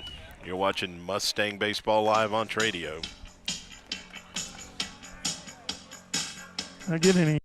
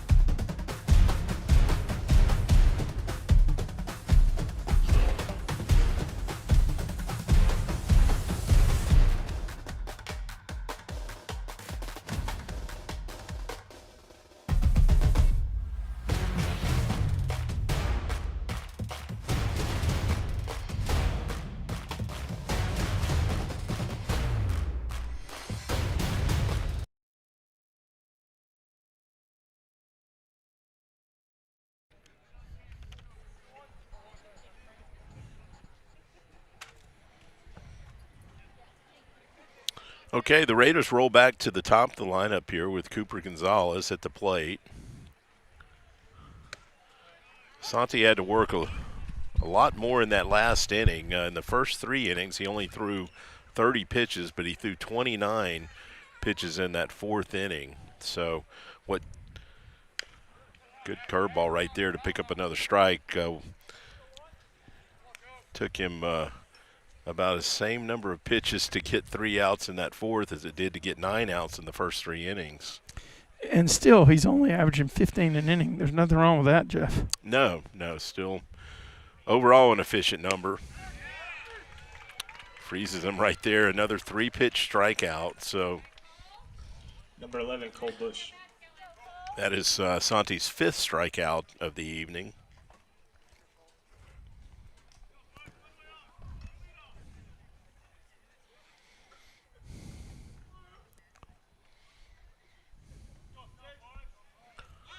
He squares the bunt, lays down a good one. It's going to be a tough play. Lolly comes to get it, but, yeah, it's going to be a base hit. Yep.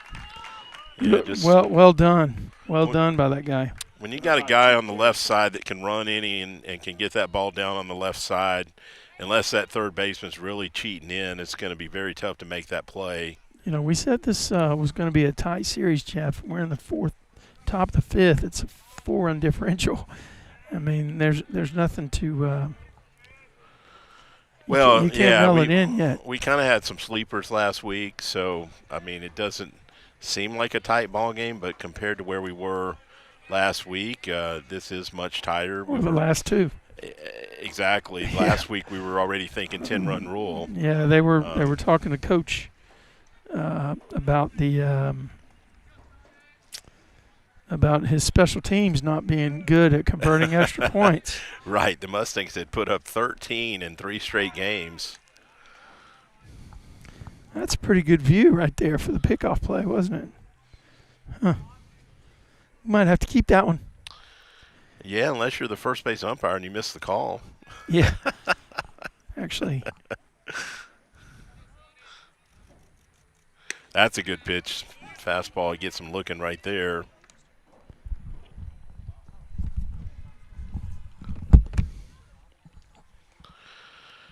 Raiders only have 1 hit so far tonight. They picked that up in the 4th inning, had a RBI single to right field. Another good fastball for a strike right there. Had trouble catching up with that fastball when he gets it above the belt.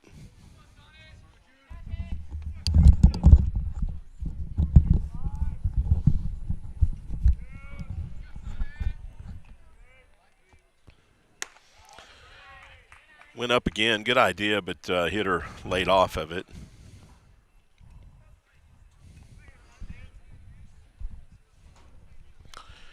Interesting right there. The hitter looked at his wristband like he got a sign from Coach. And battles off that pitch right there, but with a 2-strike count, I don't know what you'd be doing other than swinging away. But I guess, again, he looks at his wristband as he gets signals.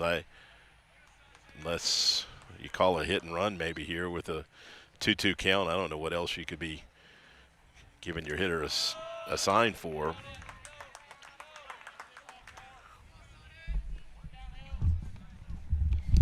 That does make it a full count here.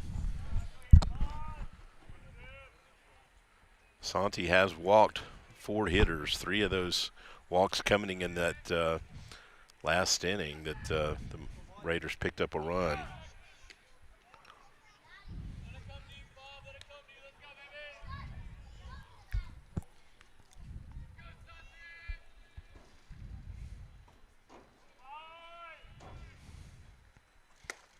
Fastball missed in right there, so that's going to be walk number 5 of the night.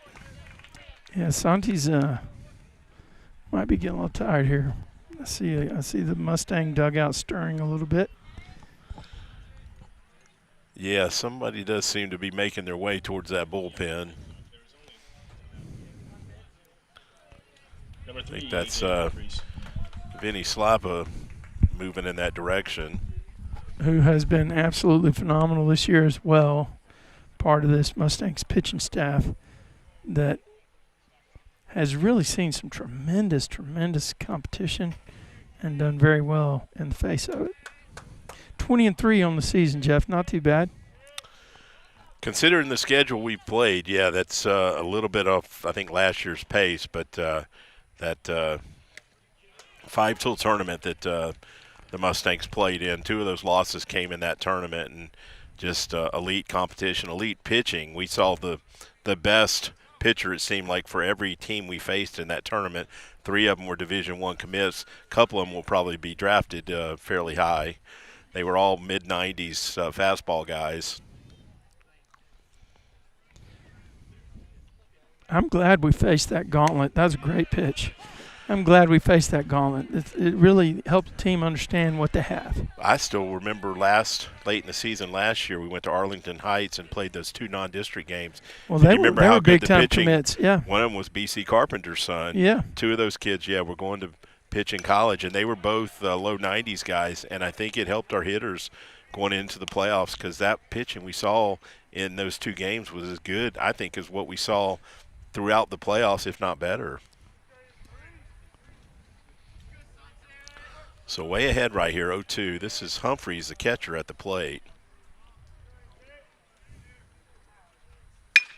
Double play ball, Jeff. Could be, but we don't come up with it, so they're going to pick up a run right here.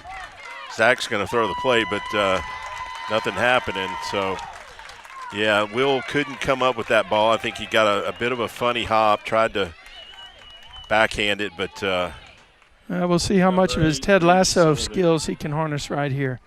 This is the time to go be a goldfish. I wanted to tell you, I loved the interview that Logan Scott did with Nomar Torres when he asked him, do you have to have a short memory to play baseball? And Nomar's comeback was so good. He said, yeah, my memory's so short I can't remember my walk-up song. Yeah, because Logan asked him what his walk-up song was, and he's like, I don't remember. That was fantastic, wasn't it? I mean, that's really good. Logan has done a great job. Logan Scott, our Tradio intern this year, just a phenomenal job for us and for the Mustangs on his Meet the Mustangs segment every week. We do have some quick hits. I got to get the audio up here in a moment. That's going to be another tough play, man. Oh, wow. My gosh. Throws it away, so they're going to pick up maybe 2 more runs. Nope, they're going to freeze them there. Okay. That's one time that the ground rules here came to our advantage. Okay, I thought they might score. It got hung up in the tarp. Yeah. Okay. So Mustangs coming a bit unraveled here. 23, Romeo Barrios. Didn't make a couple plays that they should have made. That was a tough play, but I think if Sante makes a good throw there, we get the out. He's got to plant his feet and make a good throw. Coach Webster coming out to talk to him. I think this is also to give Vinny some extra time. Get ready. Vinny still has his jacket on, so. Yeah, I see actually 2 guys down there warming up. Looks like Jack Swenson and Vinny Slappa. Yep, both left-handers. Yeah.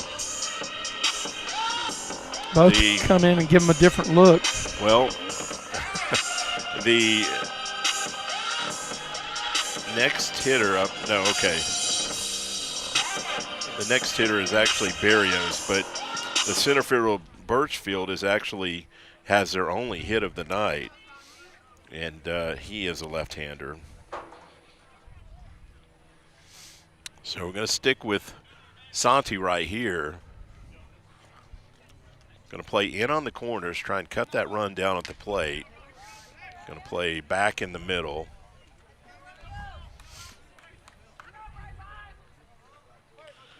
So, getting interesting. 5-3, only 1 out, and 2 runners in scoring position. That's a fastball that misses down and away.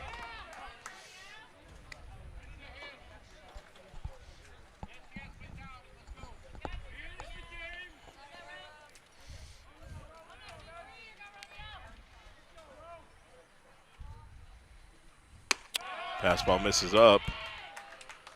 So Now a 2-0 count. We'll see if they let the hitter swing away. This is Barrios at the plate for the Raiders. Might have him taken just because of Santi's had a little bit of a control issue here in the last 2 innings. He was swinging and fouls that one away.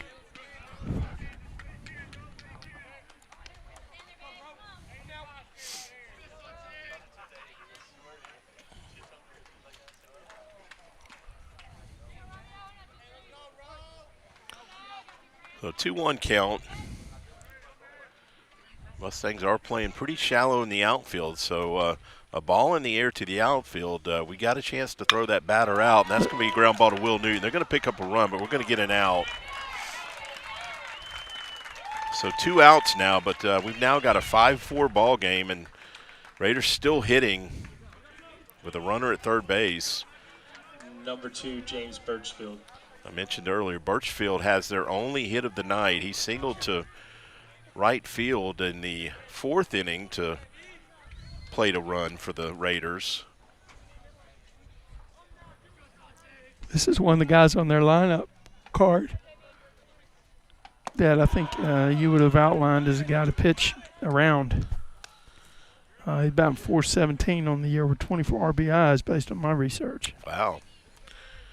He's down in the lineup a good bit to have those kind of numbers. He is hitting in the 7-hole. Our 7-hole hitter bats 404. That's Come on. true, I mean, our 6-hole hitter bats 424. Honestly, some people are comfortable down there. The guys at the front half of the lineup don't have those kind of numbers.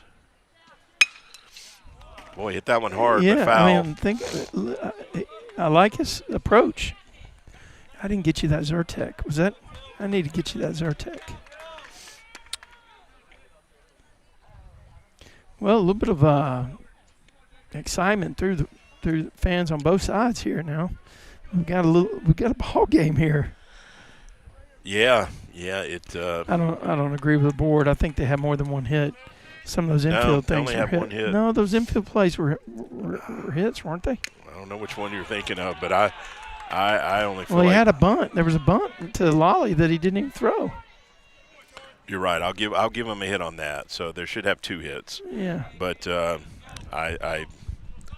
Game Changer does have 2 hits. Bush had that bunt base hit. So make that 2 hits. Okay. So I was 100% accurate. Oh, wow. Let's go Curveball take is way out out a truck. in front. There's a truck over there in danger. Oh, God, I thought I heard glass break. Yeah, it probably caught a piece of something over Yeah, there. it definitely did. I heard the glass break. Did you hear that? Well, remember when the Tradio truck was set up down there, we would always – it was funny watching the young kids park there, and I doubt their parents knew they were parking in the danger zone like that. Oh, good high fastball. Wow, when he pick needed up a strikeout. it, he got it. You know. So, new ball game, though, 5-4 going to the bottom of the 5th inning. You're watching Mustang Baseball live on Tradio.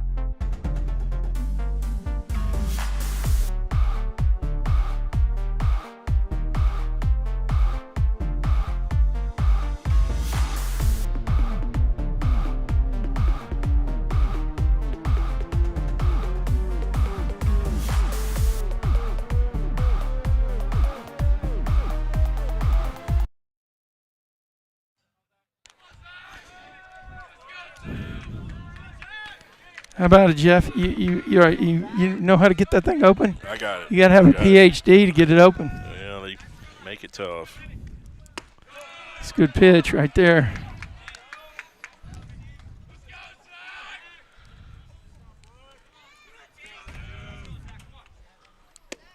Another good pitch. Coach Webster, they must be talking about. I don't see him down in his spot down there, so I'm thinking he must be kind of getting ready with the pitcher. Pitching change. My guess, top of sixth. I bet we see a different one. Yeah, I've noticed with the leadoff hitter, sometimes he is a little late going to the spot. Hit him. And we need a base runner, so whatever it takes. Bush has thrown 77 pitches now, and I noticed he's only averaging about 4 innings a start. He made 7 appearances and had about 30 innings coming into tonight, so this very well could be his last inning of work.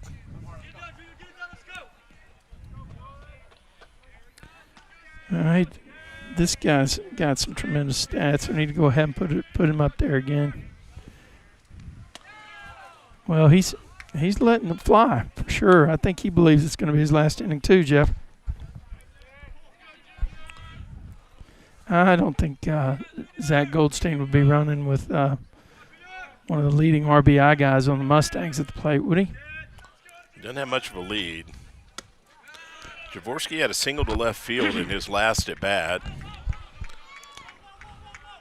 Jeff, once again, you see the left fielder is pegged back there. He could turn around and spin on the back wall. And center fielder's playing deep. Right fielder's playing straight away, what I would call kind of deep A. Yeah, I don't think that left fielder subscribes to your fence is the 10th fielder theory. Well, that fence over there is not tall enough. I know you don't understand what I'm talking about. Well, they were playing shallow, I thought, when you made that call. They were.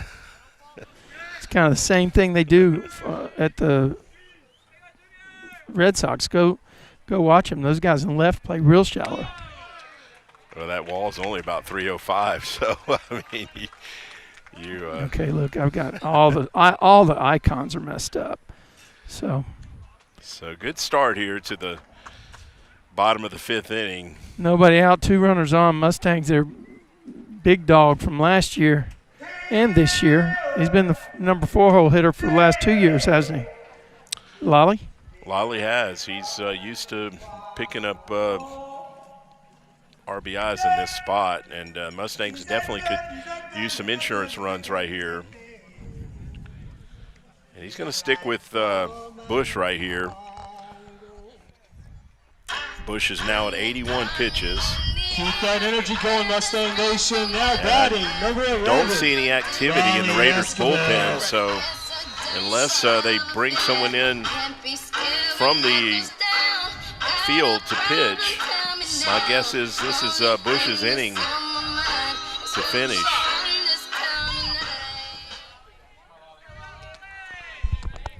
Sign it up. Raiders bring the first baseman in, possibly expecting a bunt, but I think Lolly will be swinging right here. Yep. Oh, man, he knocked that, Jeff. He knocked that deep. Oh, the guy dropped it. Yeah. He dropped it. Okay, yeah, Jaworski wasn't sure he caught it, so he's got to – okay, he's going to go 3. Ball gets away. He's going to keep coming, Trey. Oh, wait. Oh, he's going to get caught in the pickle.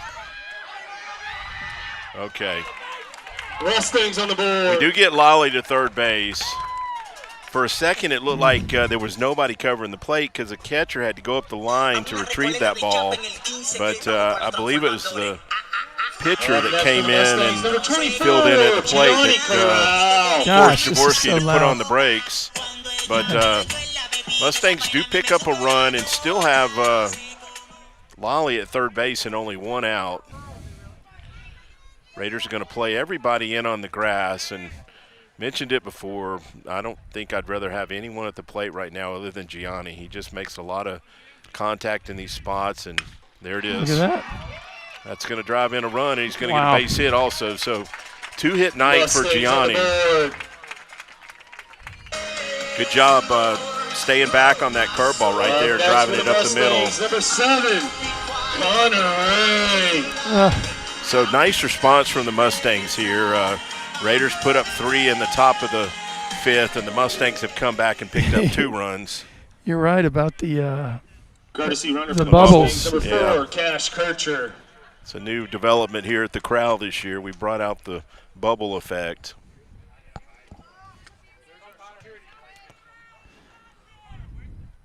Yep, runner on first base. C-Ray at the plate. Things could have been a lot different. Coach Webster was giving him the stop sign. Yeah. Yeah, I think I saw what Jaworski did, that there was nobody at the plate there for a second, but they covered up that hole in a hurry. Good cut, fouled it straight back. Now this could be a spot where the Stangs actually decide to run. Connor's walked in both plate appearances tonight.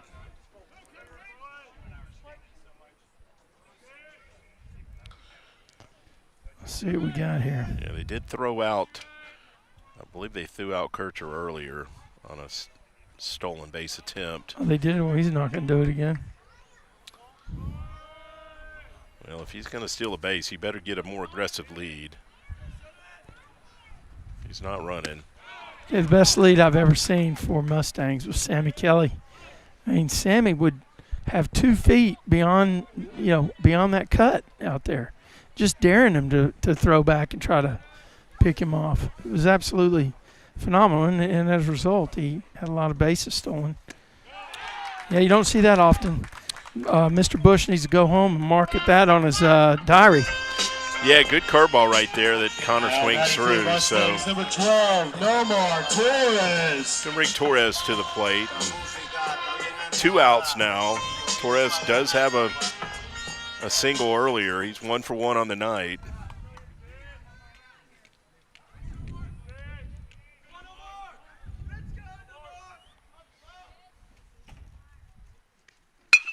That's base hit. Shortstop. No, he can't come up with it.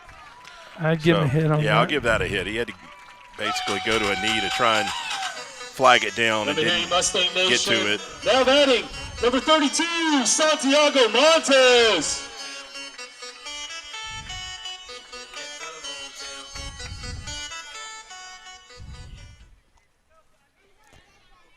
Got runners on first and second. Santi's up with 2 outs, though, Jeff. Yeah. Need a big hit in a gap. Good time to help yourself and give yourself a little bit more insurance, but I think Santi may be done already for the night. We'll see if he comes back out in the 6th inning, but I don't think he will. This is, yeah.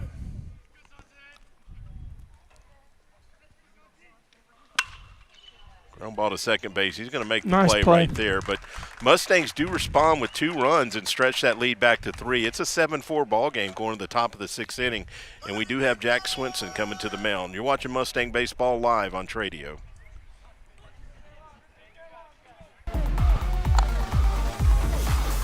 Okay.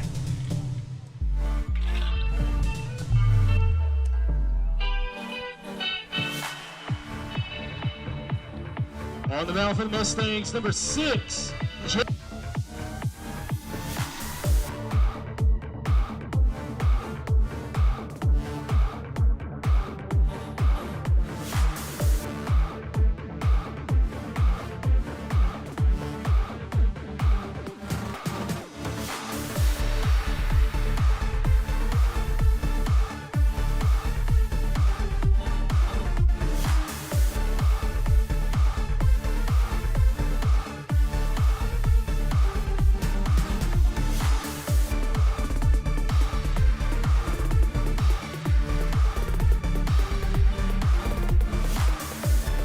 Cash, what was your favorite TV show growing up?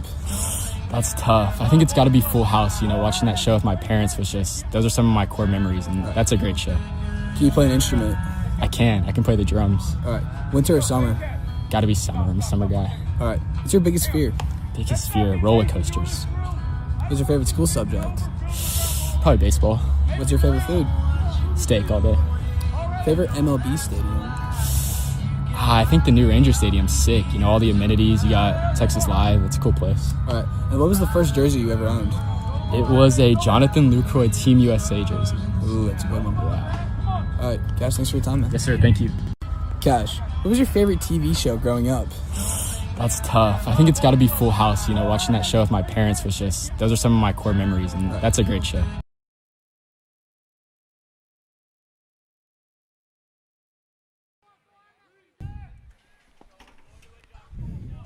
Yeah, I tried to get one of the quick hits in with Cash Kircher. Hope we screwed up the graphics on it, but hopefully you got to hear what Cash had to say to Logan Scott.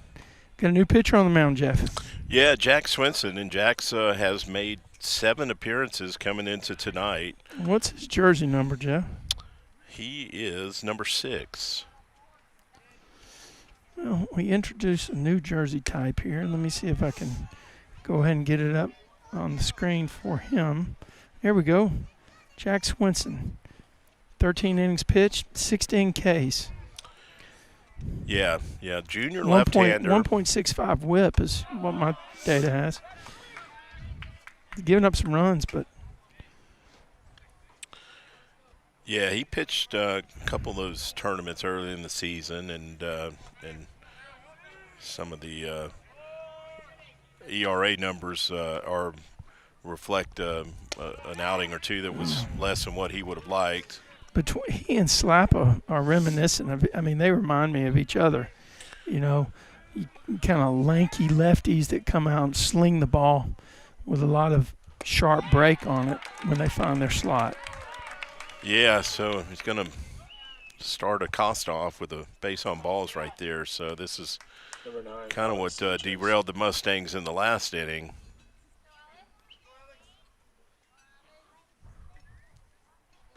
Have a pinch hitter, it looks like, for the Raiders.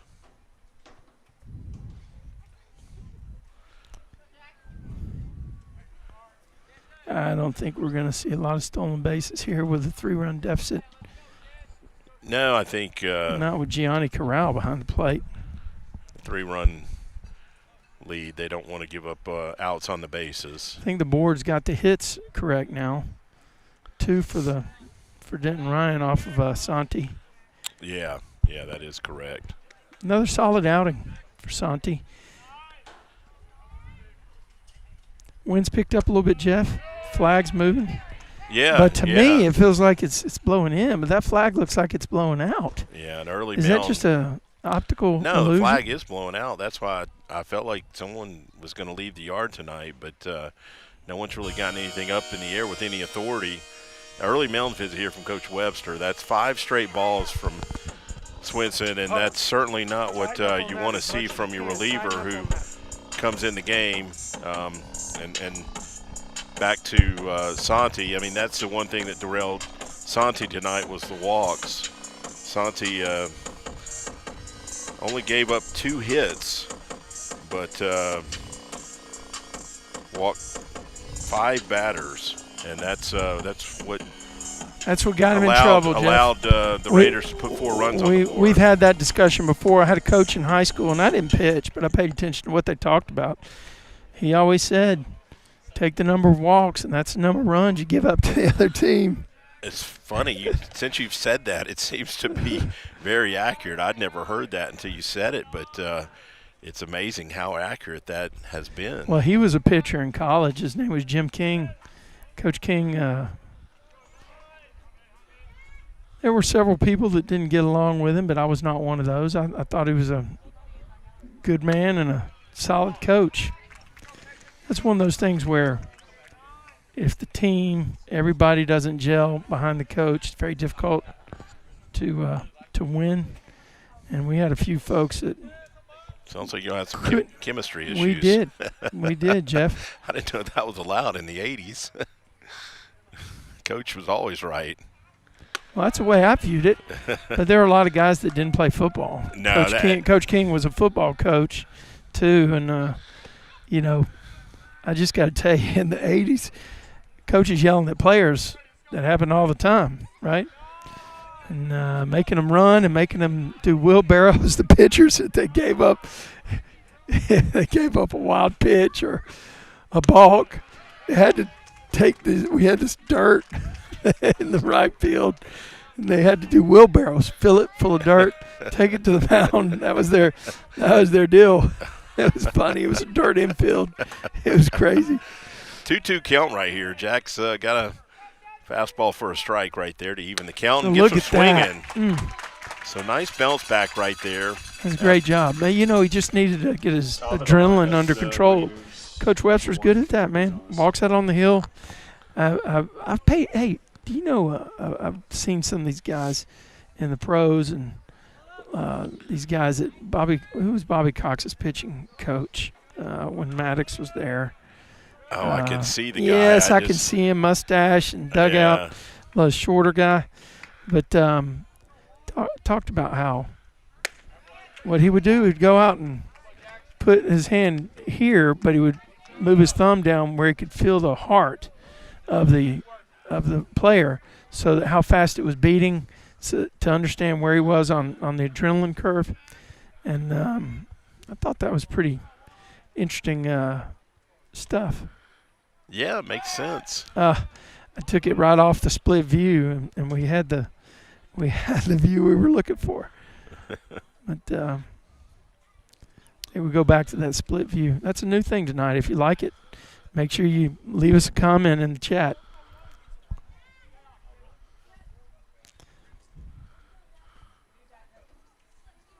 Good breaking pitch, but a little too much break on it.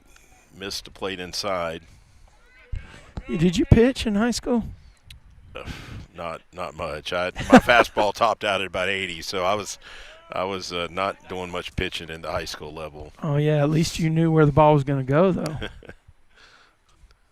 He's running.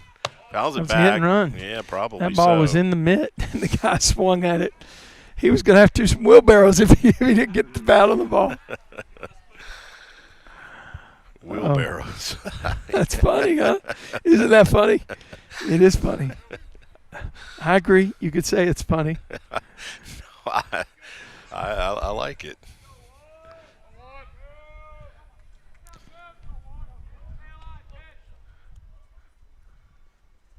Oh, see if we can turn two right here. Lolly throws it in the dirt, and they're going to go first and third here with one out. So the Mustangs struggled a little bit tonight on defense. That's, I believe, the fourth error of the night, if the scoreboard is correct. Number 11, Colebush. That's a throw that actually is easier to make sidearm. Lolly kind of came over the top, and it's just easier to actually make that throw sidearm. That's my only beef with Coach King. He would not let me throw sidearm. I tore a rotator cuff my junior year, and there's no way I could throw it overhanded from third base. Yeah. So I tried to throw sidearm to second or to first, and he would get mad at me because he was a pitcher that believed in, you got to come over the top and everything. Yeah. But one of those, that's a nice deep ball. Let's see. They're going to try and test Zach's arm. He's coming, but too deep to throw him out. So no, keep the double play in order. That's a smart move right there. Yeah, he wasn't going to get him. Actually 2 outs. So yeah. 7-5 now, but it does make sense to keep that runner at first base. Yeah. So one of my high school coaches, Coach Butts, was the defensive coordinator, and he was an umpire. He introduced me to umpiring, Shelby County Umpire Association. And that was a great experience too, umpiring for 5 or 6 years there, while I was in college and in high school, and then continuing that when I was in Atlanta for several years, and then over here a few years. But Coach Butts was known for his basketball coaching, and he just got inducted this past Friday, and this congratulations to Coach Butts. I know there's probably nobody listening that knows Coach Butts, but Coach Butts got inducted into Alabama High School Athletic Association Hall of Fame. That's awesome. It is. I mean, it was a black tie event in Montgomery, Alabama. Cool. So it was a big deal. Good fastball right there by Jax to even the count 1-1.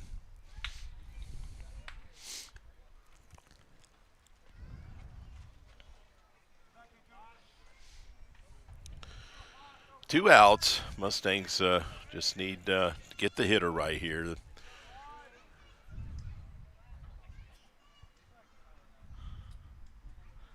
Not running. I think he went, yeah. Home plate umpire didn't need help, made the call himself. Wonder why we got a lag time here. Huh.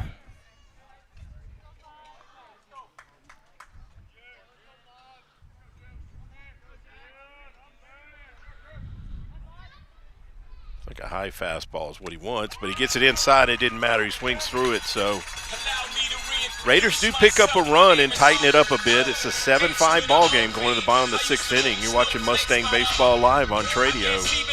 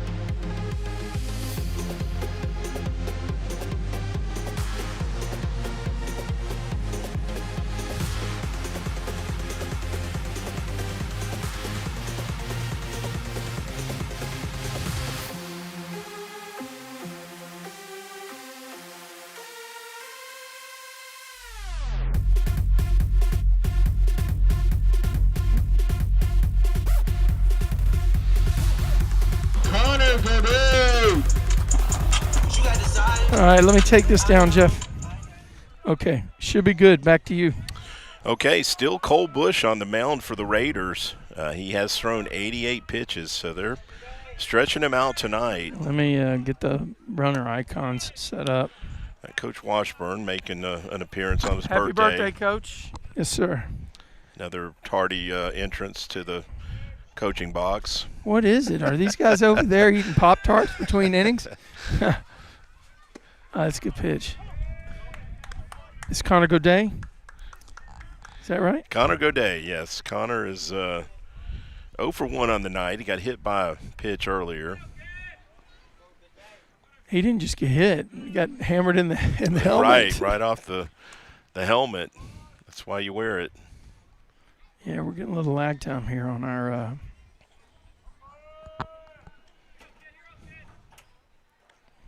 Oh, another hit by pitch. That went off the backside, and yeah, I think this may be it for Bush. Another mound visit here. I don't know, though. I was wrong about him starting this inning, so we'll see if, he is going to make a change.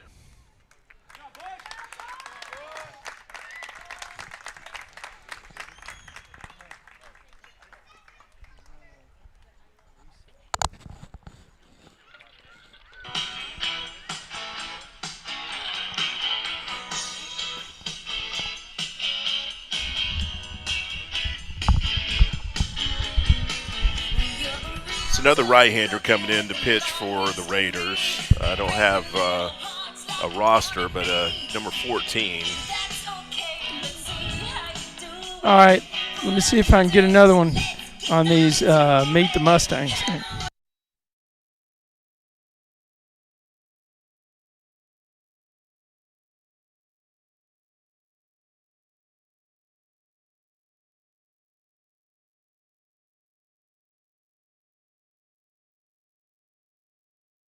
Santi, What superpower would you want if you could add one? I would say super strength. All right. I feel like it would help me in everything, especially baseball. All right. Do you prefer natural grass or turf? Grass. All right. If not baseball, what sport would you play? Ooh. Probably basketball. I feel like I'm pretty tall. I feel like All right. Do you eye black, love it or hate it? hate it. All right. Who's the last person you text before this interview? My dad. All right. Are you a morning person or a night owl? Night owl. And who'd you pick to win March Madness? Duke. All right. And who is the best uniform of all sports? I like the Ranger Powder Blues. All right. Well, thank you, Santi, for your time, man.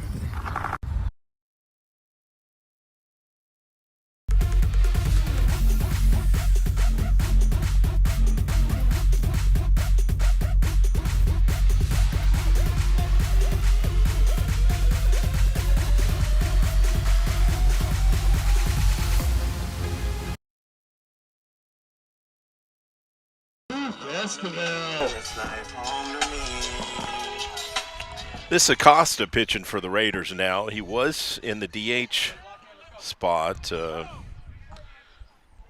watching him warm up. He's got a good breaking pitch. Velocity is probably pretty close to Bush's velocity. Comes straight over the top and misses away right there.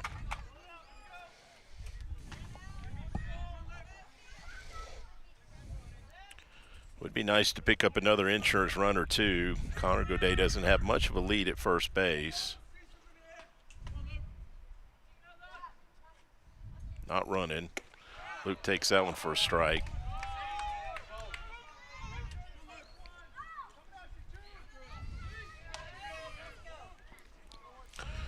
Luke led off the game with that double down the left field line. Check Connor, but nothing happening.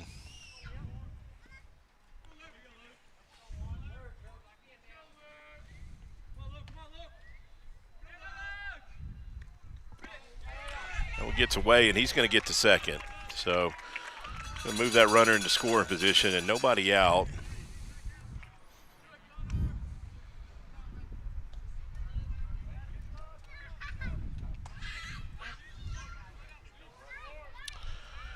If you don't lay down a bunt here, it would be nice to hit it to the right side and move that runner to third base with less than 2 outs. So this is a spot as a lefty. You should look for something to pull. Luke stands pretty close to the plate, so should be able to pull most pitches. Base hit right there. That'll work too. And Connor's going to score. Yeah, they're not going to hold him up. And Mustangs on the board. Base hit works works even better than a ground ball to second base. So Luke picks up his second hit of the night. For the Mustangs, number 2, Zach Goldstein.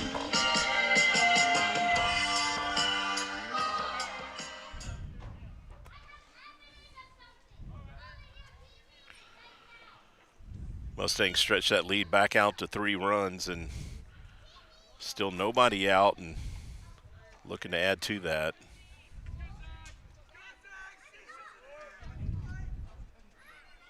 Zach squares early and going to pull it back, and he's going to see what that third baseman was going to do. He was well in on the grass. Coach Webster's having a laugh with him about it. Takes that one for a strike.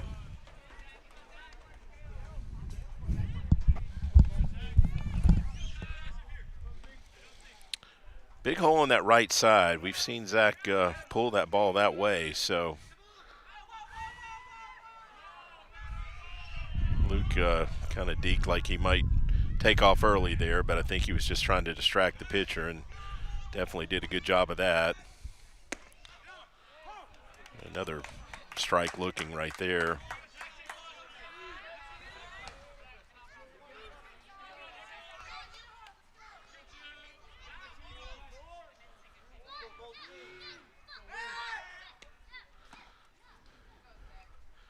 One-two count right here on Zach, and that catcher actually slid outside early, so Looks like they're going to try and work him away right here. Yeah, that's where he's going. Zach fights it off right there.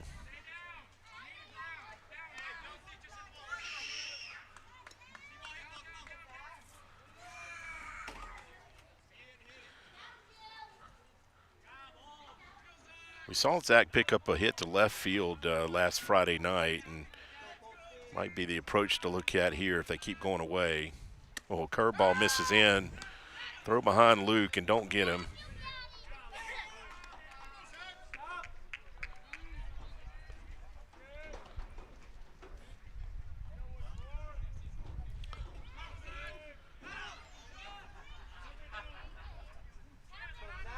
He's going. Ball's up in the air. He better get back. It's going to be played by the third baseman.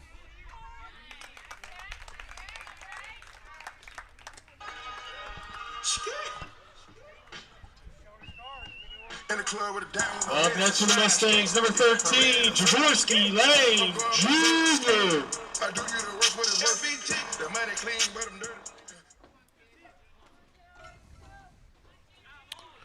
That brings Jaworski to the plate. He's 1 for 1 on the night. He scored 2 runs. Has a stolen base. That's the only stolen base of the night for the Mustangs.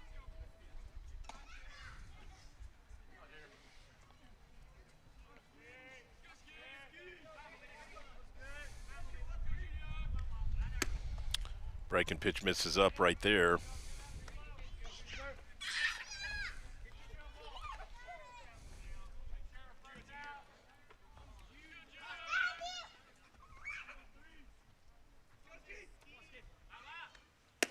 That one misses down and out, so good hitter's count right here for Jaworski. I'd love to see him get a good pitch to hit right here and put it in that net out there in left field.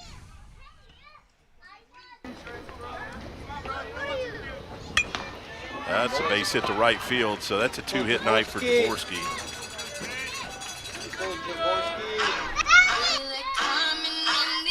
Good job of hitting right there. It was not a bad pitch, but Jaworski just went down and hit it where it was at. Number 11, Raleigh Esquivel.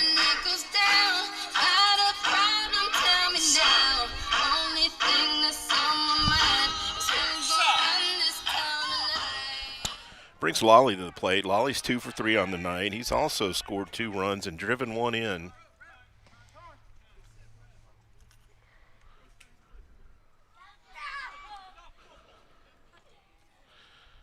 Got an equipment issue over here at first base.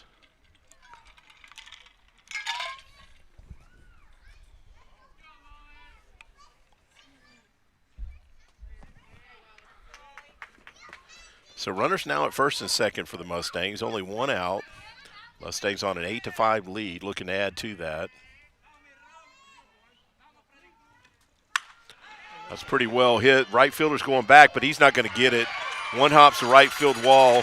Luke's going to score. Let's see Jaworski. He's going to keep coming too. There's going to be a throw. He beats it. That's a stand-up double with 2 runs on the board.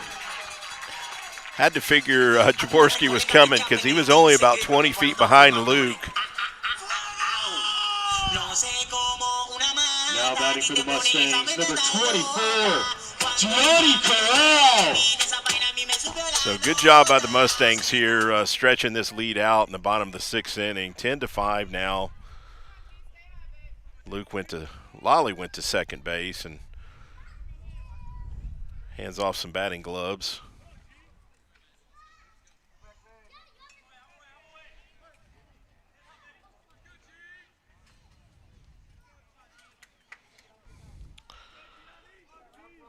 So Gianni's at the plate. He's actually 3 for 3 on the night.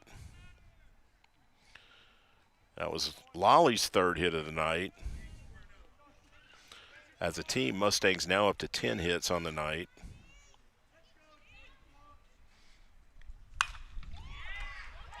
First baseman's going to play that and pick up the out. So Lolly goes to third base on the play, and there's 2 outs.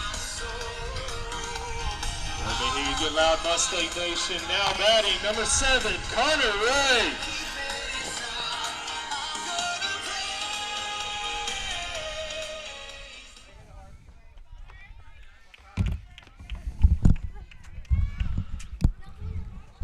Yeah, I'm not sure. We may have gotten some timing sync issues here, Jeff. Okay. There's a base hit to left field. So how about that? Connor Ray picks up his first hit of the night, and Mustangs it's now an 11-5 ball game. Was it his first hit? I thought he bunted for base hit. Up next for your Mustangs, number 12, Nomar Torres. Yeah, that was Connor's first hit of the night. He had 2 base on balls earlier in the game. Torres also has a multi-hit night. He's got 2 hits tonight and swings through that one.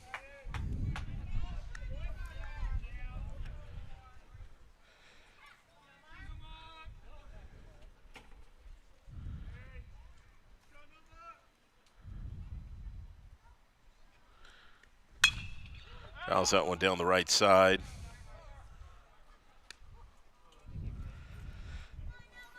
Yeah, I think I actually sold the Mustangs short a hit or 2. According to Game Changer, they now have 13 hits as a team. They have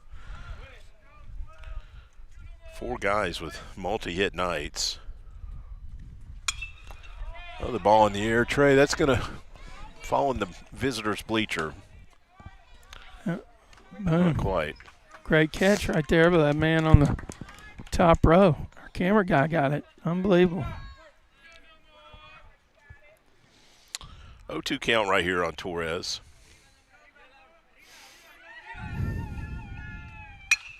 Boy, he hit that one. Right at the center fielder. So Mustangs do pick up another 4 runs and now lead this one 11-5 going to the top of the 7th inning. After 6, you're watching Mustang Raiders Baseball 5, live on Mustangs Tradio. 11. Boom.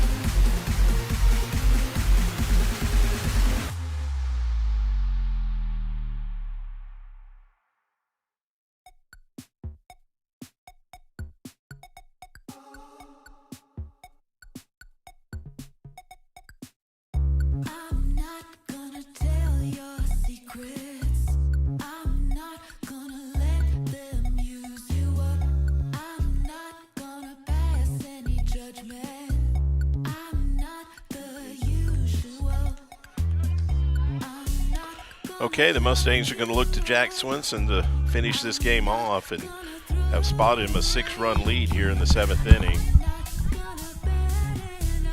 Raiders only have 2 hits on the night, but have managed to push 5 runs across.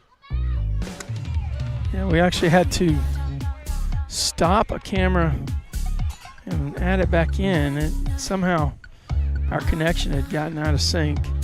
I think people were hearing the audio before the video. We're synced up now. So catcher Humphreys at the plate for the Raiders. So we are in the top of the 7th, in spite of any kind of scoreboard issues that you see going on.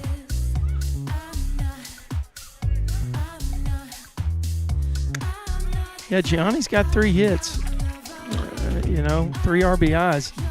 So does Lolly. Yeah, tough call on the player of the game if we go that route.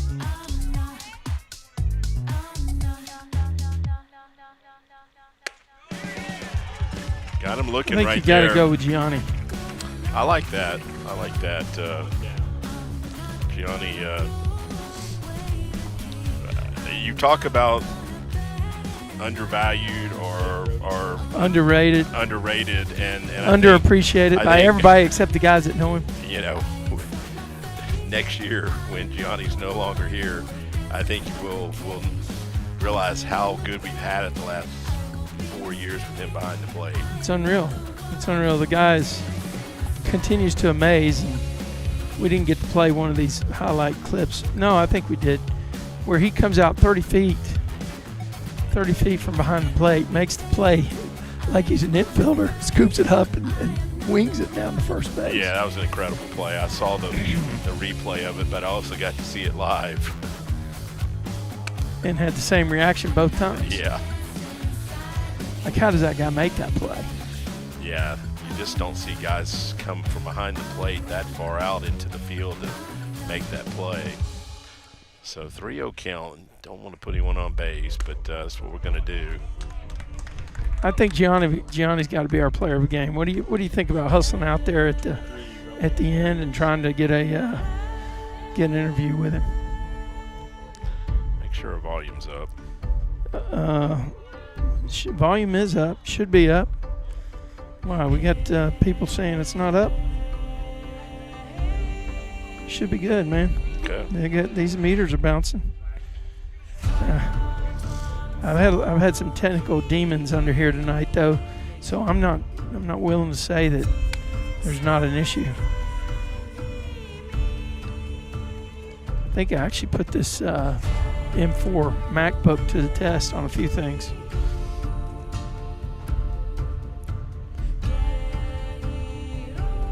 Not going to be running down 6 here in the 7th inning, but yeah, this is a situation where you tell Jax, hey man, pitch to contact.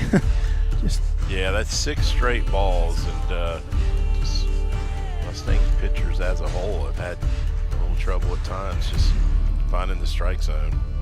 Santi was struggling a little bit with it tonight too. What'd you say, 5 walks? He had 5 walks, correct. Our music is still on. Oh, well, that's the problem. Yeah, there we go. That's where we are. Okay, so now people, whoever said that, thank you very much. Okay, got some help right there from the hitter. But all the same, it's a 2-2 count. I'm going to fix that. You know how I'm going to fix it? Well, I'll figure out something between now and Thursday. You going to make Thursday? Yeah, I'll be here Thursday, or I'll be in Denton Thursday. Denton Ryan. Let's make sure we... Look at that. He smoked him. Yeah, nice bounce back there to pick up a strikeout and get that second out. And the Mustangs 1 out from closing this one out.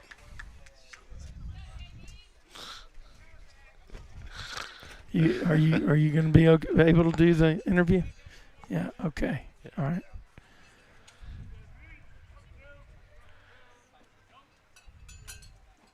Is she buying?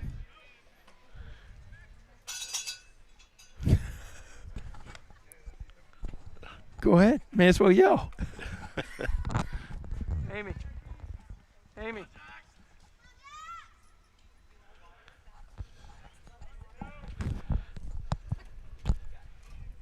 Oh, wow, up and in. This is Birchfield at the plate. He did get hit by that pitch. Fortunately, not direct, a glancing blow, because that was up around the eyes. Number 14, Cesar Acosta Soto. This is Acosta Soto, who came in to pitch that last inning. I'll tell you what, we're going to give you the microphone carry out there. We'll weave the through there. Tell Coach Webster, get him back here behind. Thank you. Appreciate you.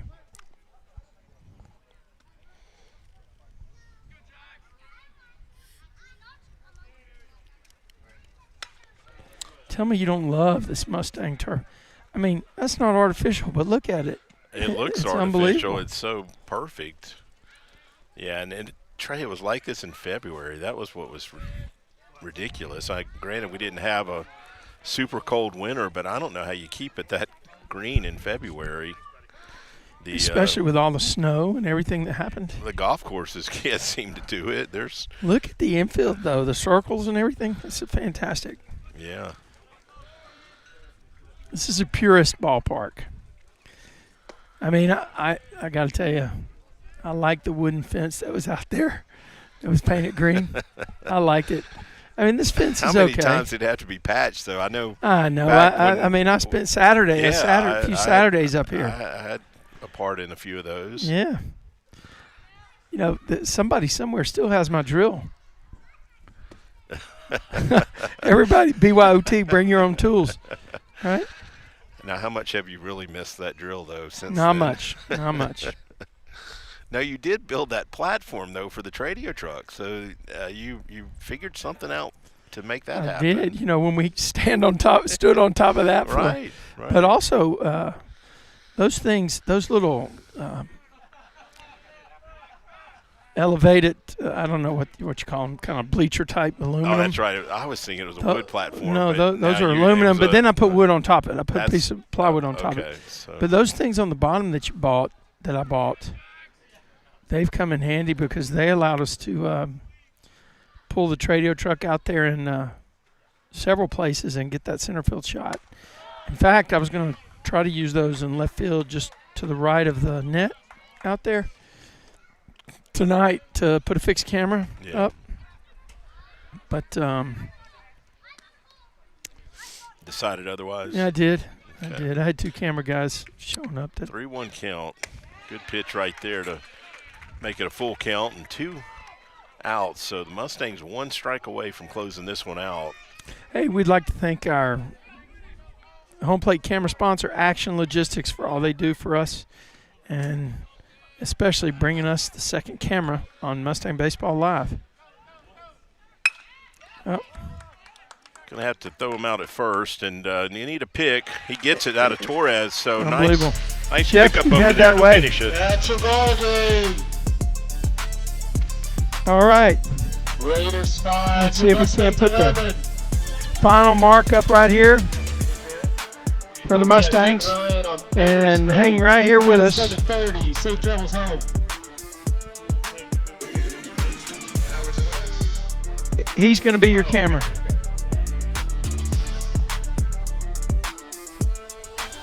Stay.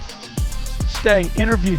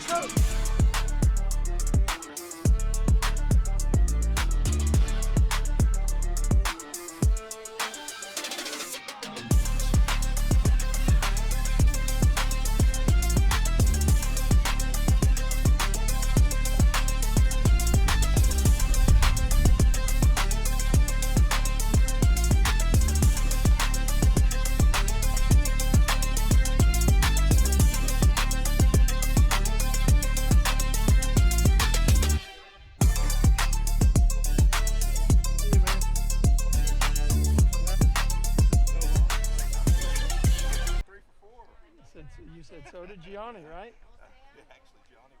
Did you say something to Gianni? No, they're both 3 for 4. Did you say something to Coach Webster? What about Coach Webster?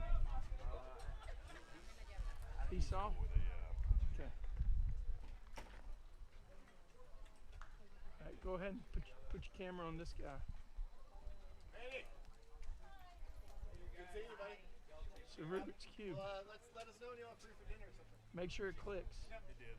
I know. See you next year.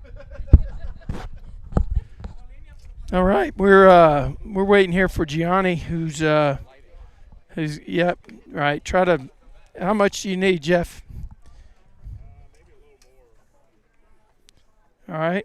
Our player of the game is Gianni Corral, who was very, very solid. 3 for 4 or 3 for 3. I don't have any more light right now on the other camera. Possibly, but we're not going to have time. We don't have time to adjust right now.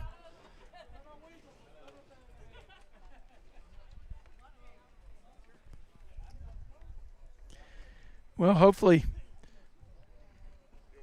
Yep.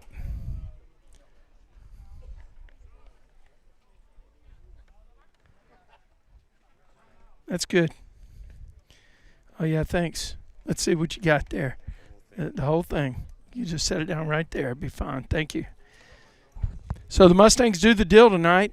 11-5 over Denton Ryan. That Denton Ryan team was actually matched up very well with the Mustangs, and we're waiting for Gianni to head down here.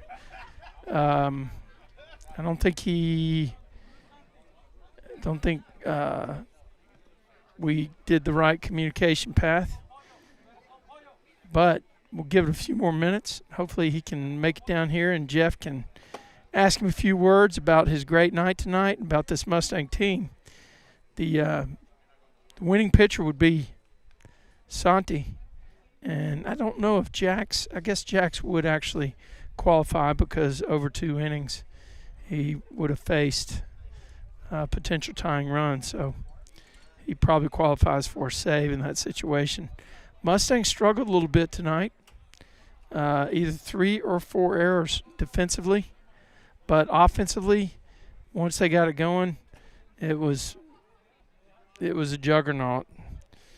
Balls were hit. Maybe there were some base running mistakes that we can correct in the next game. But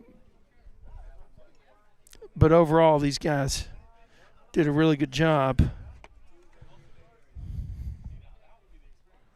So we're waiting here for them to wrap up. I'm going to go to some music. Stay right with us. Actually, maybe I won't go to the music.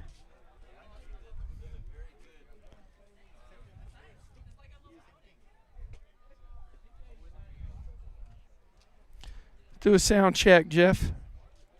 Check 1 2. Check 1 2. Perfect. Go ahead and set the table. We've got to kill some time here waiting on Gianni.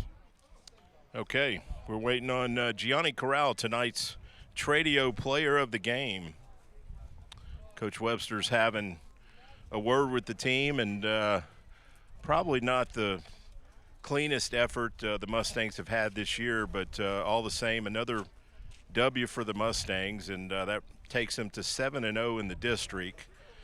The offense hits double digits again, which is the 4th consecutive game they've put up double digits.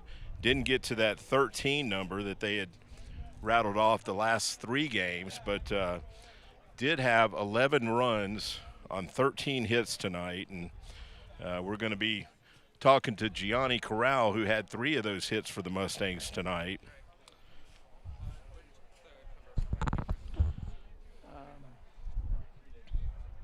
Inside your bag or in his kit. I think it was inside your bag. Remember which pocket? The main pocket. Little longer team meeting. Probably coach is talking about some things they need to clean up. A few more walks than they would like to see on the mound tonight for the Mustangs, and a couple of plays defensively that the Mustangs didn't make. But we've been spoiled for the most part. Most of the season we've seen the Mustangs make just about every play they're supposed to make, and a few they don't always expect to make. And the pitching staff has certainly done a great job limiting the base on balls. A few too many tonight, but on a positive note, they did get the strikeouts when they needed them tonight, and let's get some strikeout totals for Mustang pitchers tonight. Santi had 7 strikeouts in 5 innings of work, and Jack Swinson had 4 strikeouts in 2 innings of work. So some positives there on the mound. Some good swing and miss stuff displayed by the Mustang pitching tonight. Clean up those base on balls, and would have been a little less interesting of a game. It was a 5-4 ball game at one point. Mustangs responded in the bottom. Go ahead and wrap it. I don't know when they're going to be done. Okay. We're going to have to go ahead and shut it down tonight. We're not going to have a chance to do the interview with Gianni, but here they are.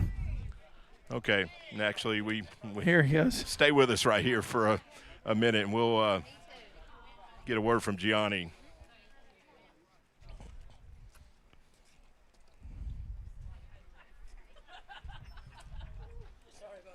No problem, man. You got to be there when coach is talking. Course, yeah. So, Gianni, 3 for 4 tonight. Great game.